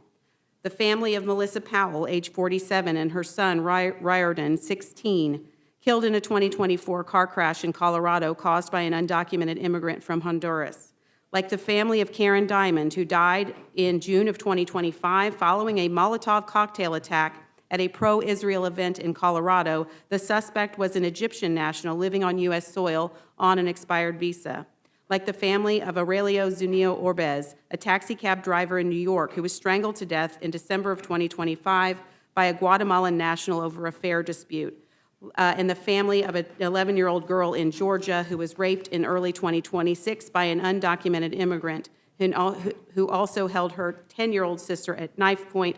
And finally, the family of Brad Kastner, a competitive four-wheeler racing champion from Holton, Indiana, in my district, who was killed on March 26, 2024, in a head-on collision near Seymour, Indiana, while on his way to work. The driver of the other vehicle was a 26-year-old undocumented immigrant with a history of driving without a license. These are the people that ICE are fighting for. These are the people that they're doing very difficult jobs, and they deserve to be paid too. Thank you, Madam Chair. I yield back. They're being paid. Being paid. Ms. DeLauro, Sorry, Madam Please. Chairman, but Ms. DeLauro. no, facts are facts. Ms. Ledger Fernandez, Thank you're you. recognized. Facts are facts. Thank you, Madam Chair. And I think that what is really clear about what we're doing today has already been, the point's already been made. The Senate unanimously passed a bill that would fund TSA, fully fund TSA, fully fund the Coast Guard, fully fund FEMA, make sure that all of that work is done. And there is a decision made in the House to not bring it to the floor. So everybody on this panel who votes for this continuing resolution rule is basically going to be voting to keep all of that shut down. And one of your own members said in your caucus, if we're to be believed, since none of our calls or conferences are ever private, that the shutdown is going to be on Republicans. And indeed it will be. And you will be voting for that because you know that the Senate's gone. You know that this will keep things closed. And I want to remind everybody that we've already gone through this. A few days ago, 3 days ago, I read Representative Jack's words on the floor, where he said that this doesn't have anything to do about funding for CBP or ICE because they've already been funded under the big, beautiful bill. I asked Chairman Cole, do you agree with that? And he said, yes, they have been substantially funded. So this isn't about funding what ICE might be doing. It is about keeping TSA, right, without pay, and all of those other agencies without pay. That's what you were doing. That is what you were doing. And I'm going to also quote from the chair. I asked him is if we passed Rosa DeLaura's bill, which was introduced 44 days ago. This isn't something that is new. How long ago, am I correct? Was it 44 days? 45? Sorry. It's been 45 days. This is not a dead in the night we haven't seen before. If we could fund TSA, FEMA, and Coast Guard immediately, is there support for that? Chairman Cole said, I don't know. I don't know that it would pass the Senate. If you're asking me if it can pass the House, I certainly believe it can, close quote. So that's an issue. We know that if you brought this bill to the floor, there would be your Republican colleagues who care enough about what's happening to their citizens, to their constituents, that they'd vote for this. That is what we're facing. But I want to say, I don't know if you've noticed, but they're no longer saying the big, beautiful bill. Right? It's no longer the big, beautiful bill. That was the title of it. But Americans were so upset about how that big, beautiful bill transferred money to the wealthy and the well-off and the billionaires and the biggest corporations that Republicans changed the name of it because people hated the fact that the big, beautiful bill did all those really bad things. It was big, but it was big bad, right? It was big bad. And so they had to change it. And the reality is those tax cuts for tips, no taxes on tips, it's temporary. Ranking member, are the tax cuts for the wealthy, are they temporary? No, those are permanent, $4.5 trillion without the blink of an eye. $4.5 trillion. And it's okay, the $1 trillion and the cuts to Medicaid, whoa. Right. You know? And then, right, and then the thing is Americans don't like, none of what we are asking for would address ICE arresting those who have engaged in unlawful activity. Our 10 items are about should they be breaking down your door without a warrant? Should they be deporting citizens? Should they be arresting citizens? Another conversation I had with Chairman Cole, he doesn't think they should be detaining Native Americans. We agree on that. They shouldn't be detaining citizens, but I'm going to yield a few minutes to our No, ranking. I just want to, because I want to respond to Ms. Houchin, who left after she gave her, read her speech. But when she talked about the big, beautiful bill and how great it was for regular people, according to JCT, people who make over $1 million a year will get their pockets lined. On average, these millionaires will have an additional $96,400 per year or $264 per day, and pennies for everybody else. For those earning less than $50,000 per year, the average benefit is $247 or 68 cents per day. You know, a laughable sum that won't even begin to cover the gaps from Republican deep cuts to essential programs and as a result of Trump's tariff tax. And I just also want to say, you know, I'm listening to my colleagues, and look, I think we don't share the same values. I heard the gentlelady talk about, why we need to continue to fund ICE without any checks, without any reforms. But, we're expressing our concern here because we remember Renee Good and Alex Preddy, who got shot at point blank by federal agents of the United States government. And we are moved to fight for reforms because we talk to U.S. citizens who are unjustly detained, people who have had their front doors broken down by ICE agents without a warrant, without a judicial warrant. Yeah, people who have been mistreated, children who have been mistreated. We don't believe that that's what the United States of America is about, and we believe we can do better. And the idea that you want to talk about how we move forward, the Senate gave us away, and you're just blowing it. You're blowing it because what? The Freedom Caucus or whatever is using their leverage, not for votes, but to deny members of the House the ability to vote on things. That's just not the way this place is supposed to run. I yield back. Thank you. And I would also point out that, I find it incredibly hypocritical when we start listing issues with regards to sexual violence and sexual assaults, given this administration's record. Mm-hmm. And it's not just the Epstein files, and that they have refused to release half of those Epstein files. And we know who's in those Epstein files over and over and over again, and that there was a 13-year-old who was raped and beaten, right? But at least 33 of the pardons that Trump issued following January 6th had other criminal charges. We've had some of those pardoned be convicted afterwards for egregious pedophilia and rape of children. 6 for child sex crimes, 2 fatal reckless driving, and 2 rapes. But none of the reforms that we're going for would address ICE doing its job with regards to those who are engaged in unlawful activity. What we don't want them doing is beating up people because they look brown or they're Native American, maybe look Latino. That's what we say is wrong.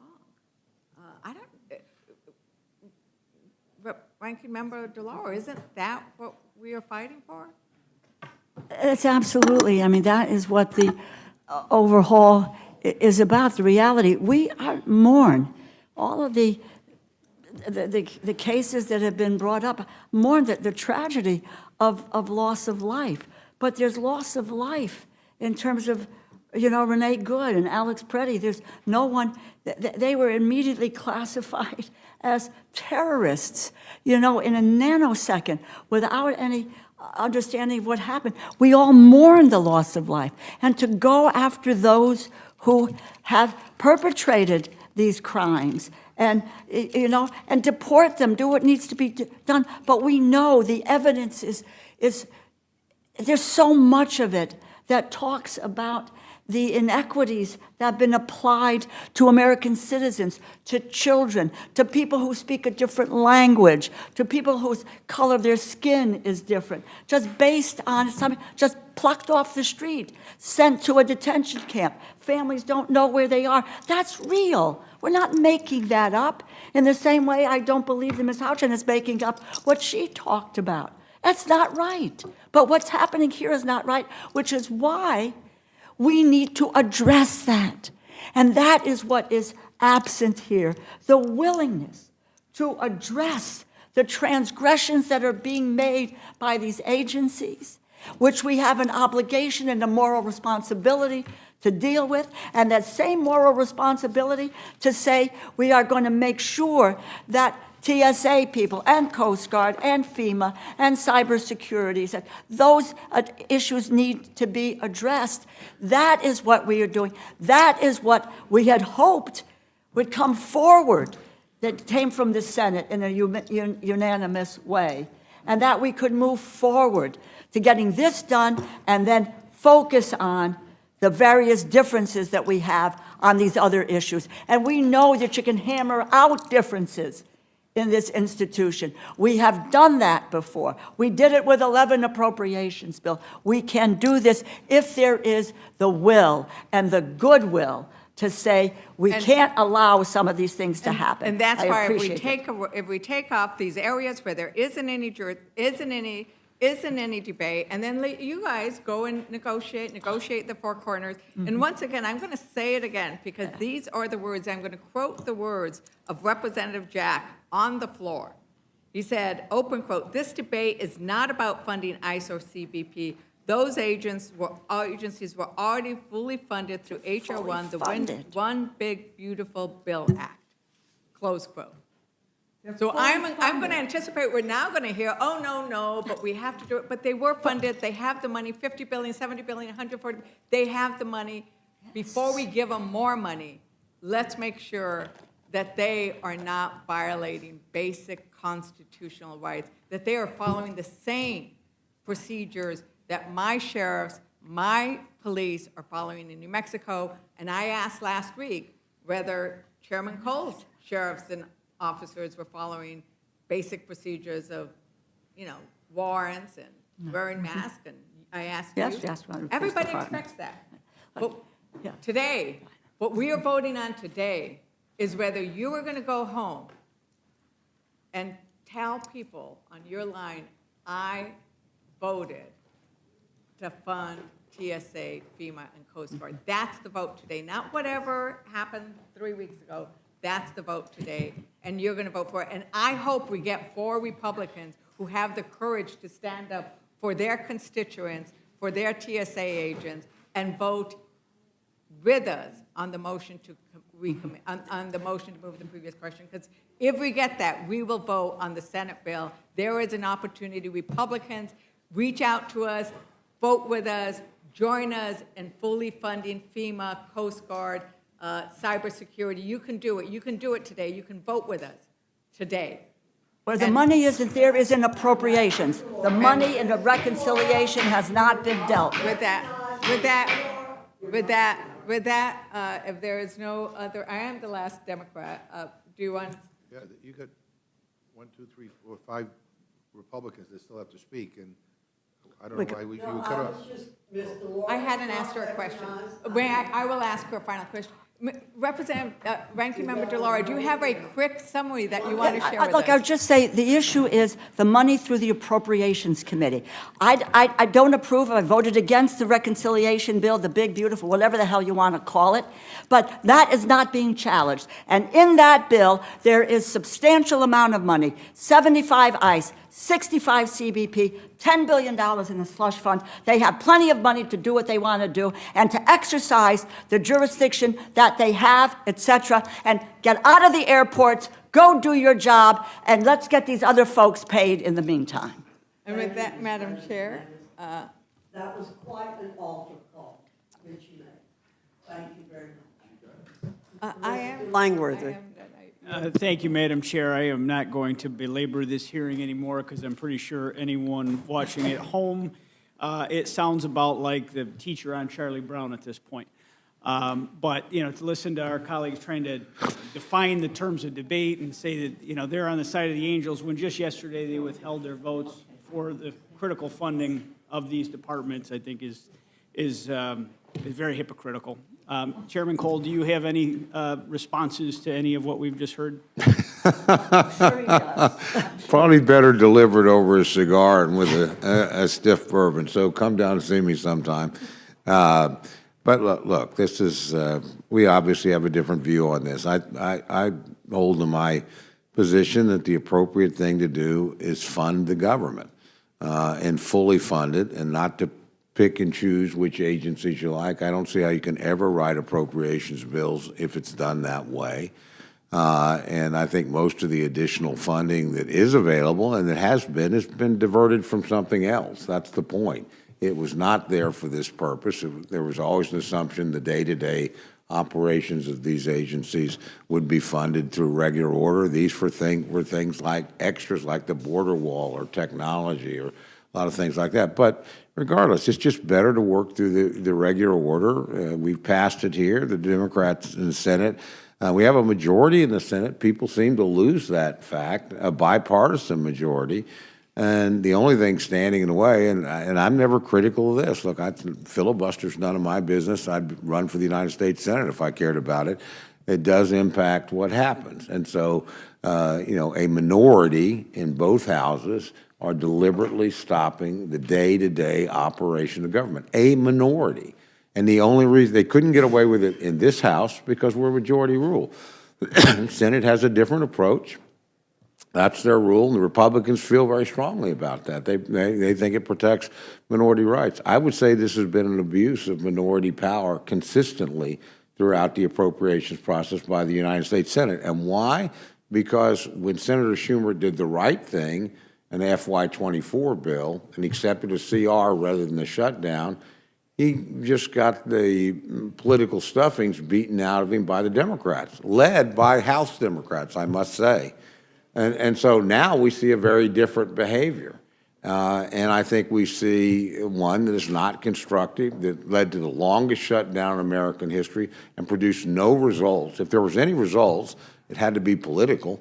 That must be what my friends celebrated because it didn't change one thing. And now we're seeing the same thing play out here again.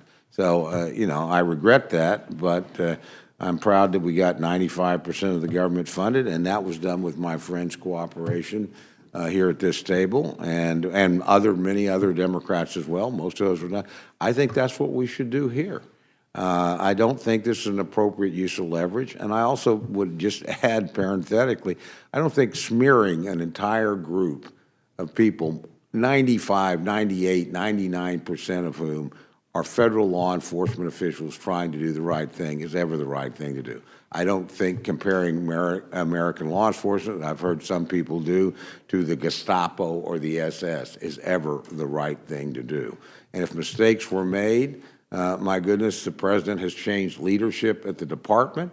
He's negotiated seriously, made numerous changes and what have you. It seems to me it doesn't matter what he says. They simply won't accept yes. It's never, ever enough. And this is more about politics than it is about change. That's my view. I know other people have a different view. I accept that and respect that. Yield back. Thank you, Mr. Chairman, and I yield back. Thank you, Mr. Langworthy. Mr. Scott, Thank you're you, Madam recognized. Chair. I want to bring this back to the subject matter at hand, and which is H.R. 7147. I mean, that's what we're discussing, is it not, Mr. Cole? And on January 22nd of this year, the House voted 220 to 207 to pass that measure, with 7 Democrats voting yes and 1 Republican voting no, according to the call logs. There have since then been multiple votes in the Senate, 52 to 47. So the majority voted in favor of the piece of legislation coming to the floor, where it would no doubt pass if the vote were allowed to come to the floor in the Senate. 50 to 45, 51 to 45, 51 to 46, 47 to 37, and then most recently, which was yesterday, 53 to 47. So the majority of the senators voted yes on the same piece of legislation that had passed the House, 220 to 207, at least procedurally, to bring the vote to the floor. So if we want to talk about procedure and about how democracy is supposed to work, the majority of the people are in the House and the Senate are in favor of passing H.R. 7147. Is that a fair statement, Mr. Cole? Yes, it is. Now, there were 4 members on the floor last night, plus Mr. Marino, who was presiding. Now, I'll give him a little bit of a pass because he's presiding, and typically the presiding officer doesn't offer objections or motions. They simply rule over the procedure. But the other 4 members, Eric Schmidt, John Thune, Brian Schatz, and Andy Kim. Interestingly enough, Andy Kim is the one I know best, and I like Andy. I think he's an honest person. I disagree with him politically on a lot of things, but I want to read you what Andy Kim said at 3 a.m. And let me back up. The bill, this was not yesterday morning, this was this morning. And my understanding, Mr. Cole, is that the language was not actually introduced until after midnight today, which would be this morning, correct? I think that is correct. And so somewhere between midnight, because it says it was introduced on the 27th, and 2 a.m., it was somewhere in the 2:10 a.m. range. Do we know exactly what time the non-vote happened? 2:10, 2:30? 220, I think. 2:20? Is that what you said, ma'am? Okay, I'll accept that. Somewhere in that range. But the language was not actually introduced on the 26th. It was introduced on the 27th. And then less than 2.5 hours later, it was adopted. There was no roll call vote on it. There was no roll call vote from the Senate. Now, if there had been a roll call vote, I would be more willing to have a discussion on procedure and other things. But let me read what Mr. Kim said. Just leaving the Capitol now at 3 a.m. as I wanted to be on the Senate floor through final passage of the vote to end the shutdown. As we promised, there was no funding for ICE without the reforms Americans demanded. TSA and our airports fully funded. TSA and our airports fully funded, zero for ICE. So zero funding for ICE. So this piece of legislation strips all of the funding for ICE out. It also strips the funding for Customs and Border Patrol. Is that an accurate statement, Mr. Cole? I believe that is an accurate statement. And that is not what, that is not what the majority of the members of Congress want. Is that also an accurate statement, Mr. Cole? That would be my assessment as well. The majority of the members of Congress in the House, 220 to 207, have voted to fund DHS, including ICE and Customs and Border Patrol. Would the gentleman yield from? In just a second, I'll give you a second, Ms. Laura, out of respect for you, I will give you a second. Thank you very But the much. majority of members of the House, 220 to 207, voted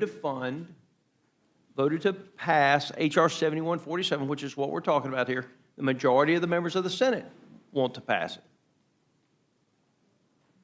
But Senator Schumer won't allow the vote to come to the floor. And so we're left with the option of sending a continuing resolution. President Trump has said he's going to make sure TSA agents get paid, and he should. But I just want to, for the record, for the American citizens to know, the vast majority of the members of Congress have voted for 7147 or voted to allow it to come to the Senate. And it is the Democrats on procedure that are stopping the bill from moving forward, where it would fund ICE and Customs and Border Patrol. And there was an agreement before we sent it across to them, and then they turned around and went back on the agreement in the Senate. Senate Democrats, that's correct. Yes, Senate Democrats. And Senate Republicans absolutely capitulated last night. I don't want to make any bones about it. This idea that we can fund TSA and Border Patrol through reconciliation, if we had done reconciliation first, you could make that argument. But no Senate Republicans should be making the argument that we can do something through reconciliation that has not already been done. I would say predicting that is a high-risk endeavor. So, yeah, I don't think relying on something that hasn't happened Absolutely. to replace funding that you're taking away is something you can count on. Ma'am, I am a minute and 15 seconds past. If you can I'll be answer in very 30 quick. seconds, I'll yield I'll be it to very you. happy to do that. Again, the funding for ICE and CBP, and I'll get back to CBP in a moment, that's right, that was removed. There is no removal or no difference. There was no attack on the reconciliation bill that already passed, that provided the billions. Now, let me just tell you about But you removed the ordinary funding. Well, we removed the appropriations funding, as we said, until. That's right. Until Remove the there was. appropriations Until funding. they was worked out right. in terms of where we're going on ICE. Now, CBP, let me correct the record for you, because I think you would like to know this. There's $11 billion in that bill for CBP, and that is to deal with the inspection of imported goods.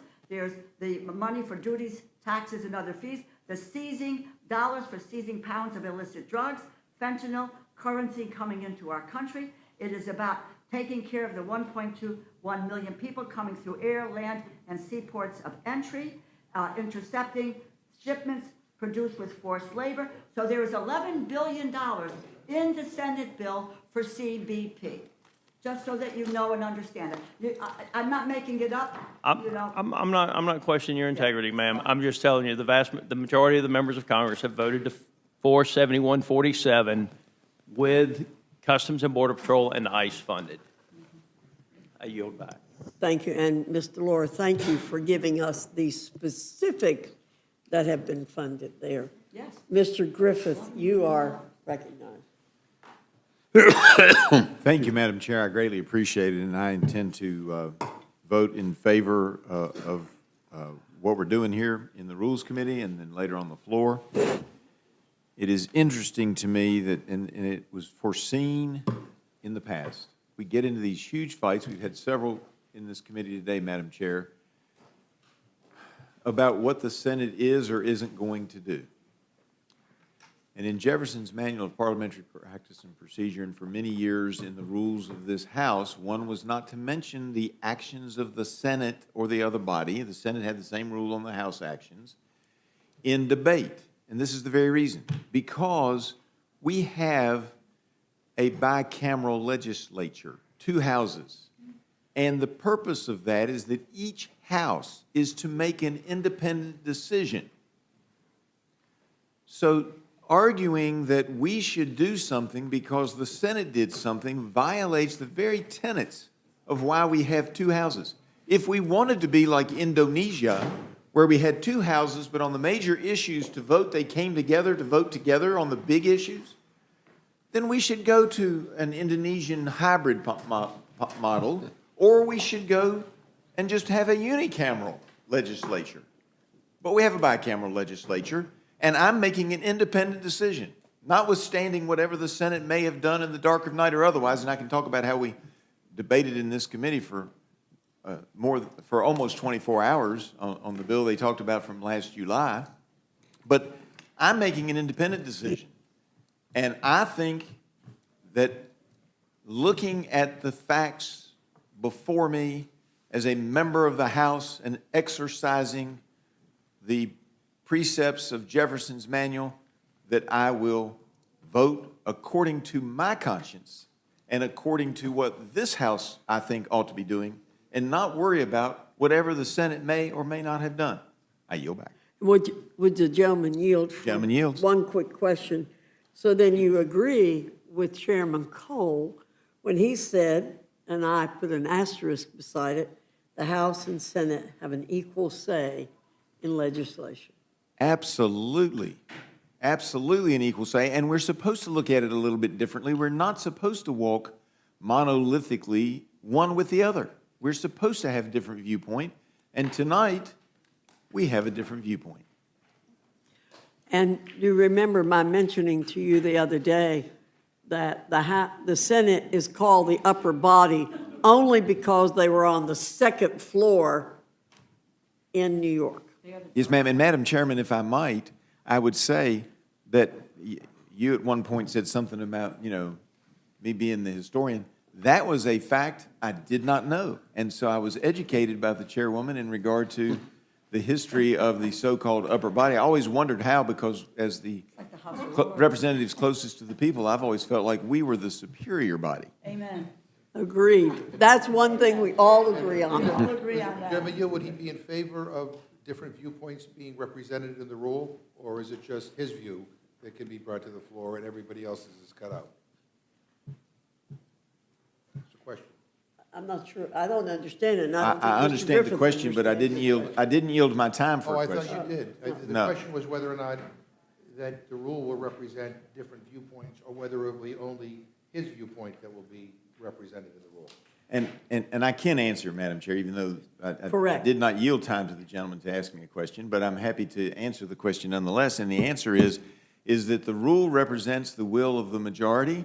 If I'm in the majority today, then the rule will reflect my will. If I'm in the minority tomorrow, the rule will not reflect my will. So it's not about my will, it's about the principles of our democratic republic, which rely on majoritarian rule. And tonight, I believe, we're going to have the majority. Well, Madam Chair, if I could just, I mean, the gentleman claims he's a historian. If you look at the history of the United States House of Representatives, it hasn't always been my way or the highway. We have had situations where other people's viewpoints, even in the minority, have been allowed to have been debated and voted on.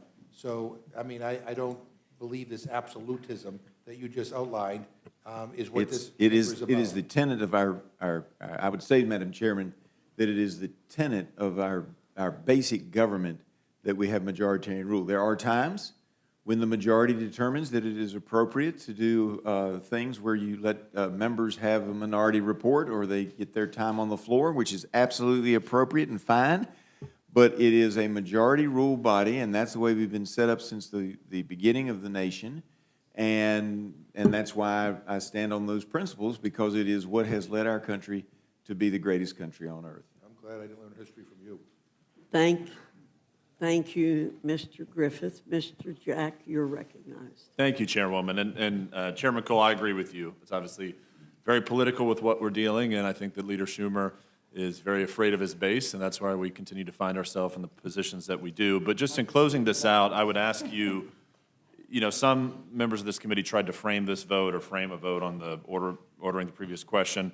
I would welcome for you framing for the audience and the thousands of people watching online. What is the vote this afternoon, this evening, when we take the vote?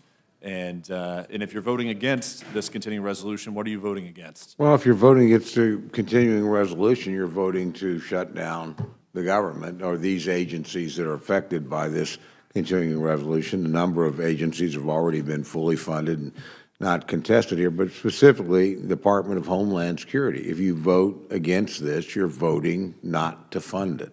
You're voting to shut it down. I think that's very unwise. You can have complaints, you can have differences, but we all know 95% of what this agency does is non-controversial, is nonpartisan, is protecting American citizens. And it's almost, you know, in an agency this large, is everybody an angel? Probably not, but are almost everybody really dedicated patriots who make a great sacrifice for this country and put themselves at risk for this country? Absolutely so.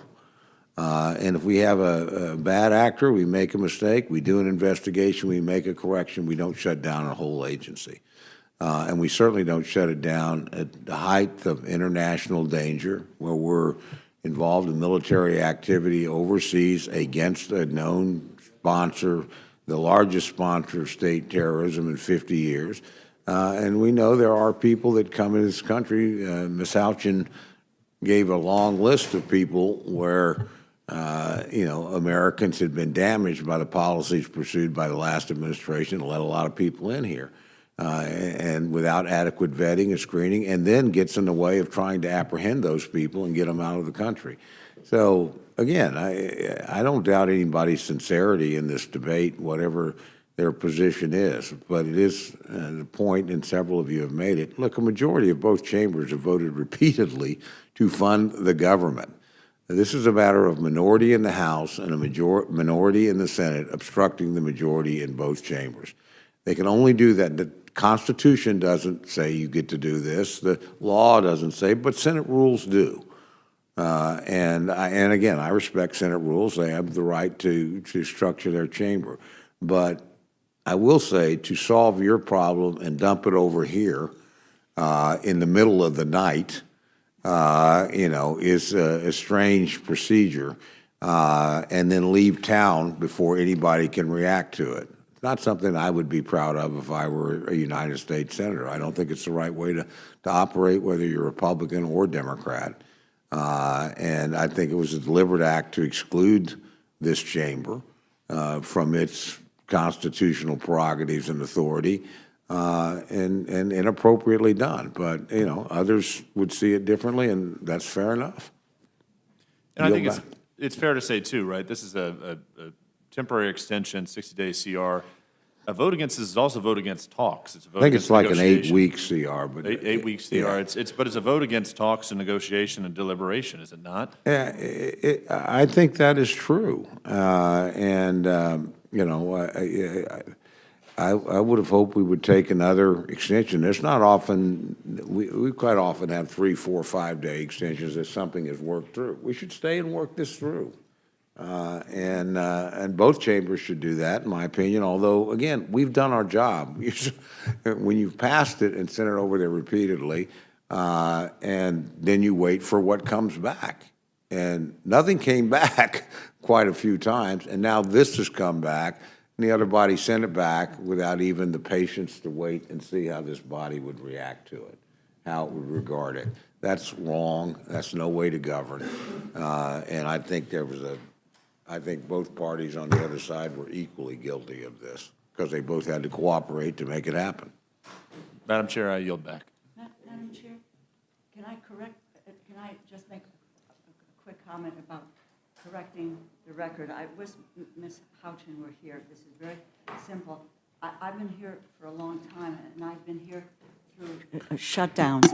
And I think Ms. Houchin said that we don't, do something like carving out a particular function, et cetera, during this time. I can very readily recall in a shutdown where we found that there were, unless we had our food inspectors going into our meat and poultry plants every day, that we couldn't produce food. Therefore, they were carved out. The same was true of the air traffic controllers, so forth. The same has been true with the military, and the same has been true when the Coast Guard, which is part of DHS, when we felt that they were being harmed, that they would necessarily be organized with defense so that they could be paid. So this is not something that is brand new. And I think it's just important for the history of the institution to understand that. Well, I think what you've just described is people being opted in, not people being opted out. So thank you very much, Mr. Lauren. Thank you, Mr. Jack. Is there anyone else seeking to testify on the Senate amendment to H.R. 7147? Seeing none, this closes the hearing portion of our meeting, and I thank our two witnesses for being here. Madam Chair? So I just heard Mr. Jack say that we're voting tonight. Is that accurate? I was about to make an announcement, Mr. Okay. In the McGovern. middle of the night? If or when you are we would, gonna vote? well, Dead of night. the whip has Dead of night. just announced that we could have votes as early as 8 p.m., but please stay tuned to additional updates. So it could be the middle of the night. And when would we be on the floor? Because I want to be ready. Well, can we proceed, and then we'll get there quicker? Okay, If you allow let's us to boogie. proceed. Okay. Let's go. The chair will be in receipt of a motion from the gentlewoman from Minnesota, Mrs. Fishbach. Thank you, Madam Chair. The rule provides that the House shall be considered to have Well, taken I'll from take the my stuff Speaker's out of the table way. H.R. 7147 with the Senate amendment thereto, and to have concurred in the Senate amendment with an amendment consisting of the text of the Rules Committee print 119-21. Thank you very much, Mrs. Fishbach. You have now heard the motion. Is there any discussion or amendment to the rule? So just a clarification, so if I'm reading this rule correctly, when we pass the rule, this will be deemed passed? No, So there's a debate on the rule, but no debate on this thing? correct. All right, talk about, procedures. But anyway, I don't want to get into that because anything the House Republicans do is just perfect and is above reproach. I mean, give me a break. I mean, this is. Okay, Mr. McGovern. Okay, I have an amendment. I move the committee. Mr. McGovern, since we seem to have selective memory, let me remind you that during the 117th Congress, House Democrats deemed 29 items total, including 2 budget resolutions. We understand that this is a tool of the majority that should be used only when necessary. We've had extensive time to debate our differences on funding for the Department of Homeland Security. Pardon me. It's time we stop holding the over 100,000 DHS workers' paychecks hostage. Let's expeditiously pass this continuing resolution so our homeland defenders can get immediately paid and Congress has more time to come to an acceptable agreement that will not jeopardize keeping our borders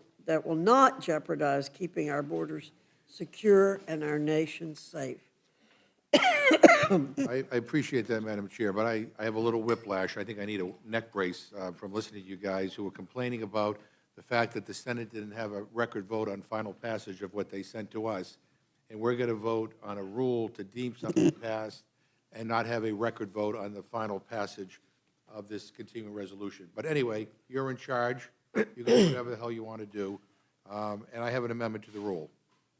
I move the committee strike all after concurred in the Senate amendment so that the rule hereby concurs in the Senate amendment without an amendment and sends the bipartisan Senate bill to the President's desk. Madam Chair, this morning, the Senate unanimously passed compromise legislation that would fund all the law-abiding agencies under the Department of Homeland Security. Not a single senator objected. Not a single Republican senator objected. There were Republican senators on the floor. The Senate is controlled by Republicans. This could not have been voted on without the Senate Majority Leader paving the way for it to be voted on, and he's a Republican. This bipartisan solution would make sure that TSA employees are paid, FEMA employees are paid, CISA employees are paid, and our Coast Guard is paid. And if Speaker Johnson would just put the damn bill on the floor of the House for an up or down vote, we all know it would pass. We could end the shutdown today, end the long wait times, end the chaos across the country's, our nation's airports, and make sure that hardworking federal employees can finally receive their long overdue paychecks. And I'm sure if this was allowed to receive a vote on the floor, many Republicans would support it, maybe even a couple on this panel. That's what this motion does. It allows for a vote on the compromise bill that just passed unanimously in a bipartisan way through the United States Senate. And instead of a vote on your partisan 2-month CR that we already know will not become law. And it is crazy to me that any so-called reasonable or moderate Republican, if there were any left, would go along with this extremist plan by Speaker Johnson that would keep all of DHS shut down, including TSA and FEMA. We know this is a 2-month CR. This 2-month CR is a stunt. It is a non-starter. It will not become law. And look, I know some of my Republican colleagues want to stop the games and stop the endless partisan politics and just pay these federal workers. And I know that because many of you have told me that in private. Earlier this week, when I offered a motion specifically on paying TSA agents, Congressman Langworthy and Congresswoman Houchin voted with Democrats to do that. But the rest of the Republicans on the other side of the aisle blocked that bill from even getting a vote on the House floor.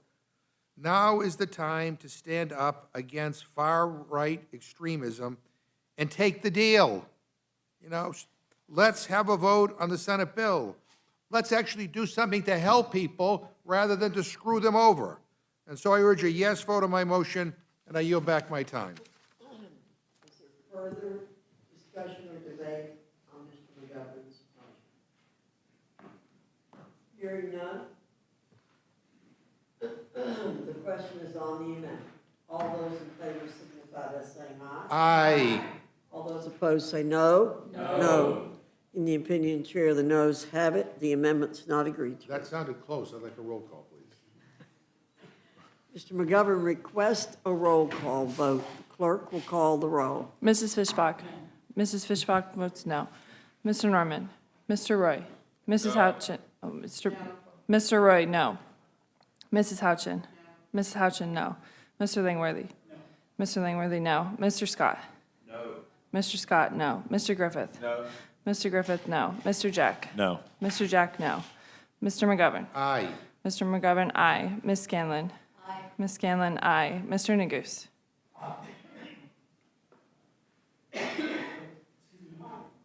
Mr. Neguse, aye. Ms. Ledger Fernandez? Ms. Ledger Fernandez, aye. Madam Chair? No. Madam Chair, no. The clerk will report the total. 4 yeas, 8 noes. The amendment is not agreed to. Is there any further discussion or debate? Hearing none, no further discussion. The question's on the motion from the gentlewoman from Minnesota. All those in favor signify by saying aye. Aye. All those opposed say nay. No. In the opinion of the chair, the ayes have it. The motion is agreed to. That's for roll call. Mr. McGovern requests a roll call. The clerk will call the roll. Mrs. Fishbach? Yes. Mrs. Fishbach, aye. Mr. Norman? Mr. Roy? Mrs. Houchin? Mr. Roy? Mr. Roy, aye. Mrs. Houchin? Mrs. Houchin, aye. Mr. Langworthy? Mr. Langworthy, aye. Mr. Scott? Mr. Scott, aye. Mr. Griffith? Mr. Griffith, aye. Mr. Jack? Mr. Jack, aye. Mr. McGovern? No. Mr. McGovern, no. Ms. Scanlon? No. Ms. Scanlon, no. Mr. Neguse? No. Mr. Neguse, no. Ms. Ledger Fernandez? No. Ms. Ledger Fernandez, no. Madam Chair? Aye. Madam Chair, aye. The clerk will report the total. 8 yeas, 4 nays. The ayes have it. The motion to report is agreed to. Representative Fishbach will manage the rule for the majority. I will for the minority. Mr. McGovern for the minority. Without objection, the committee is adjourned.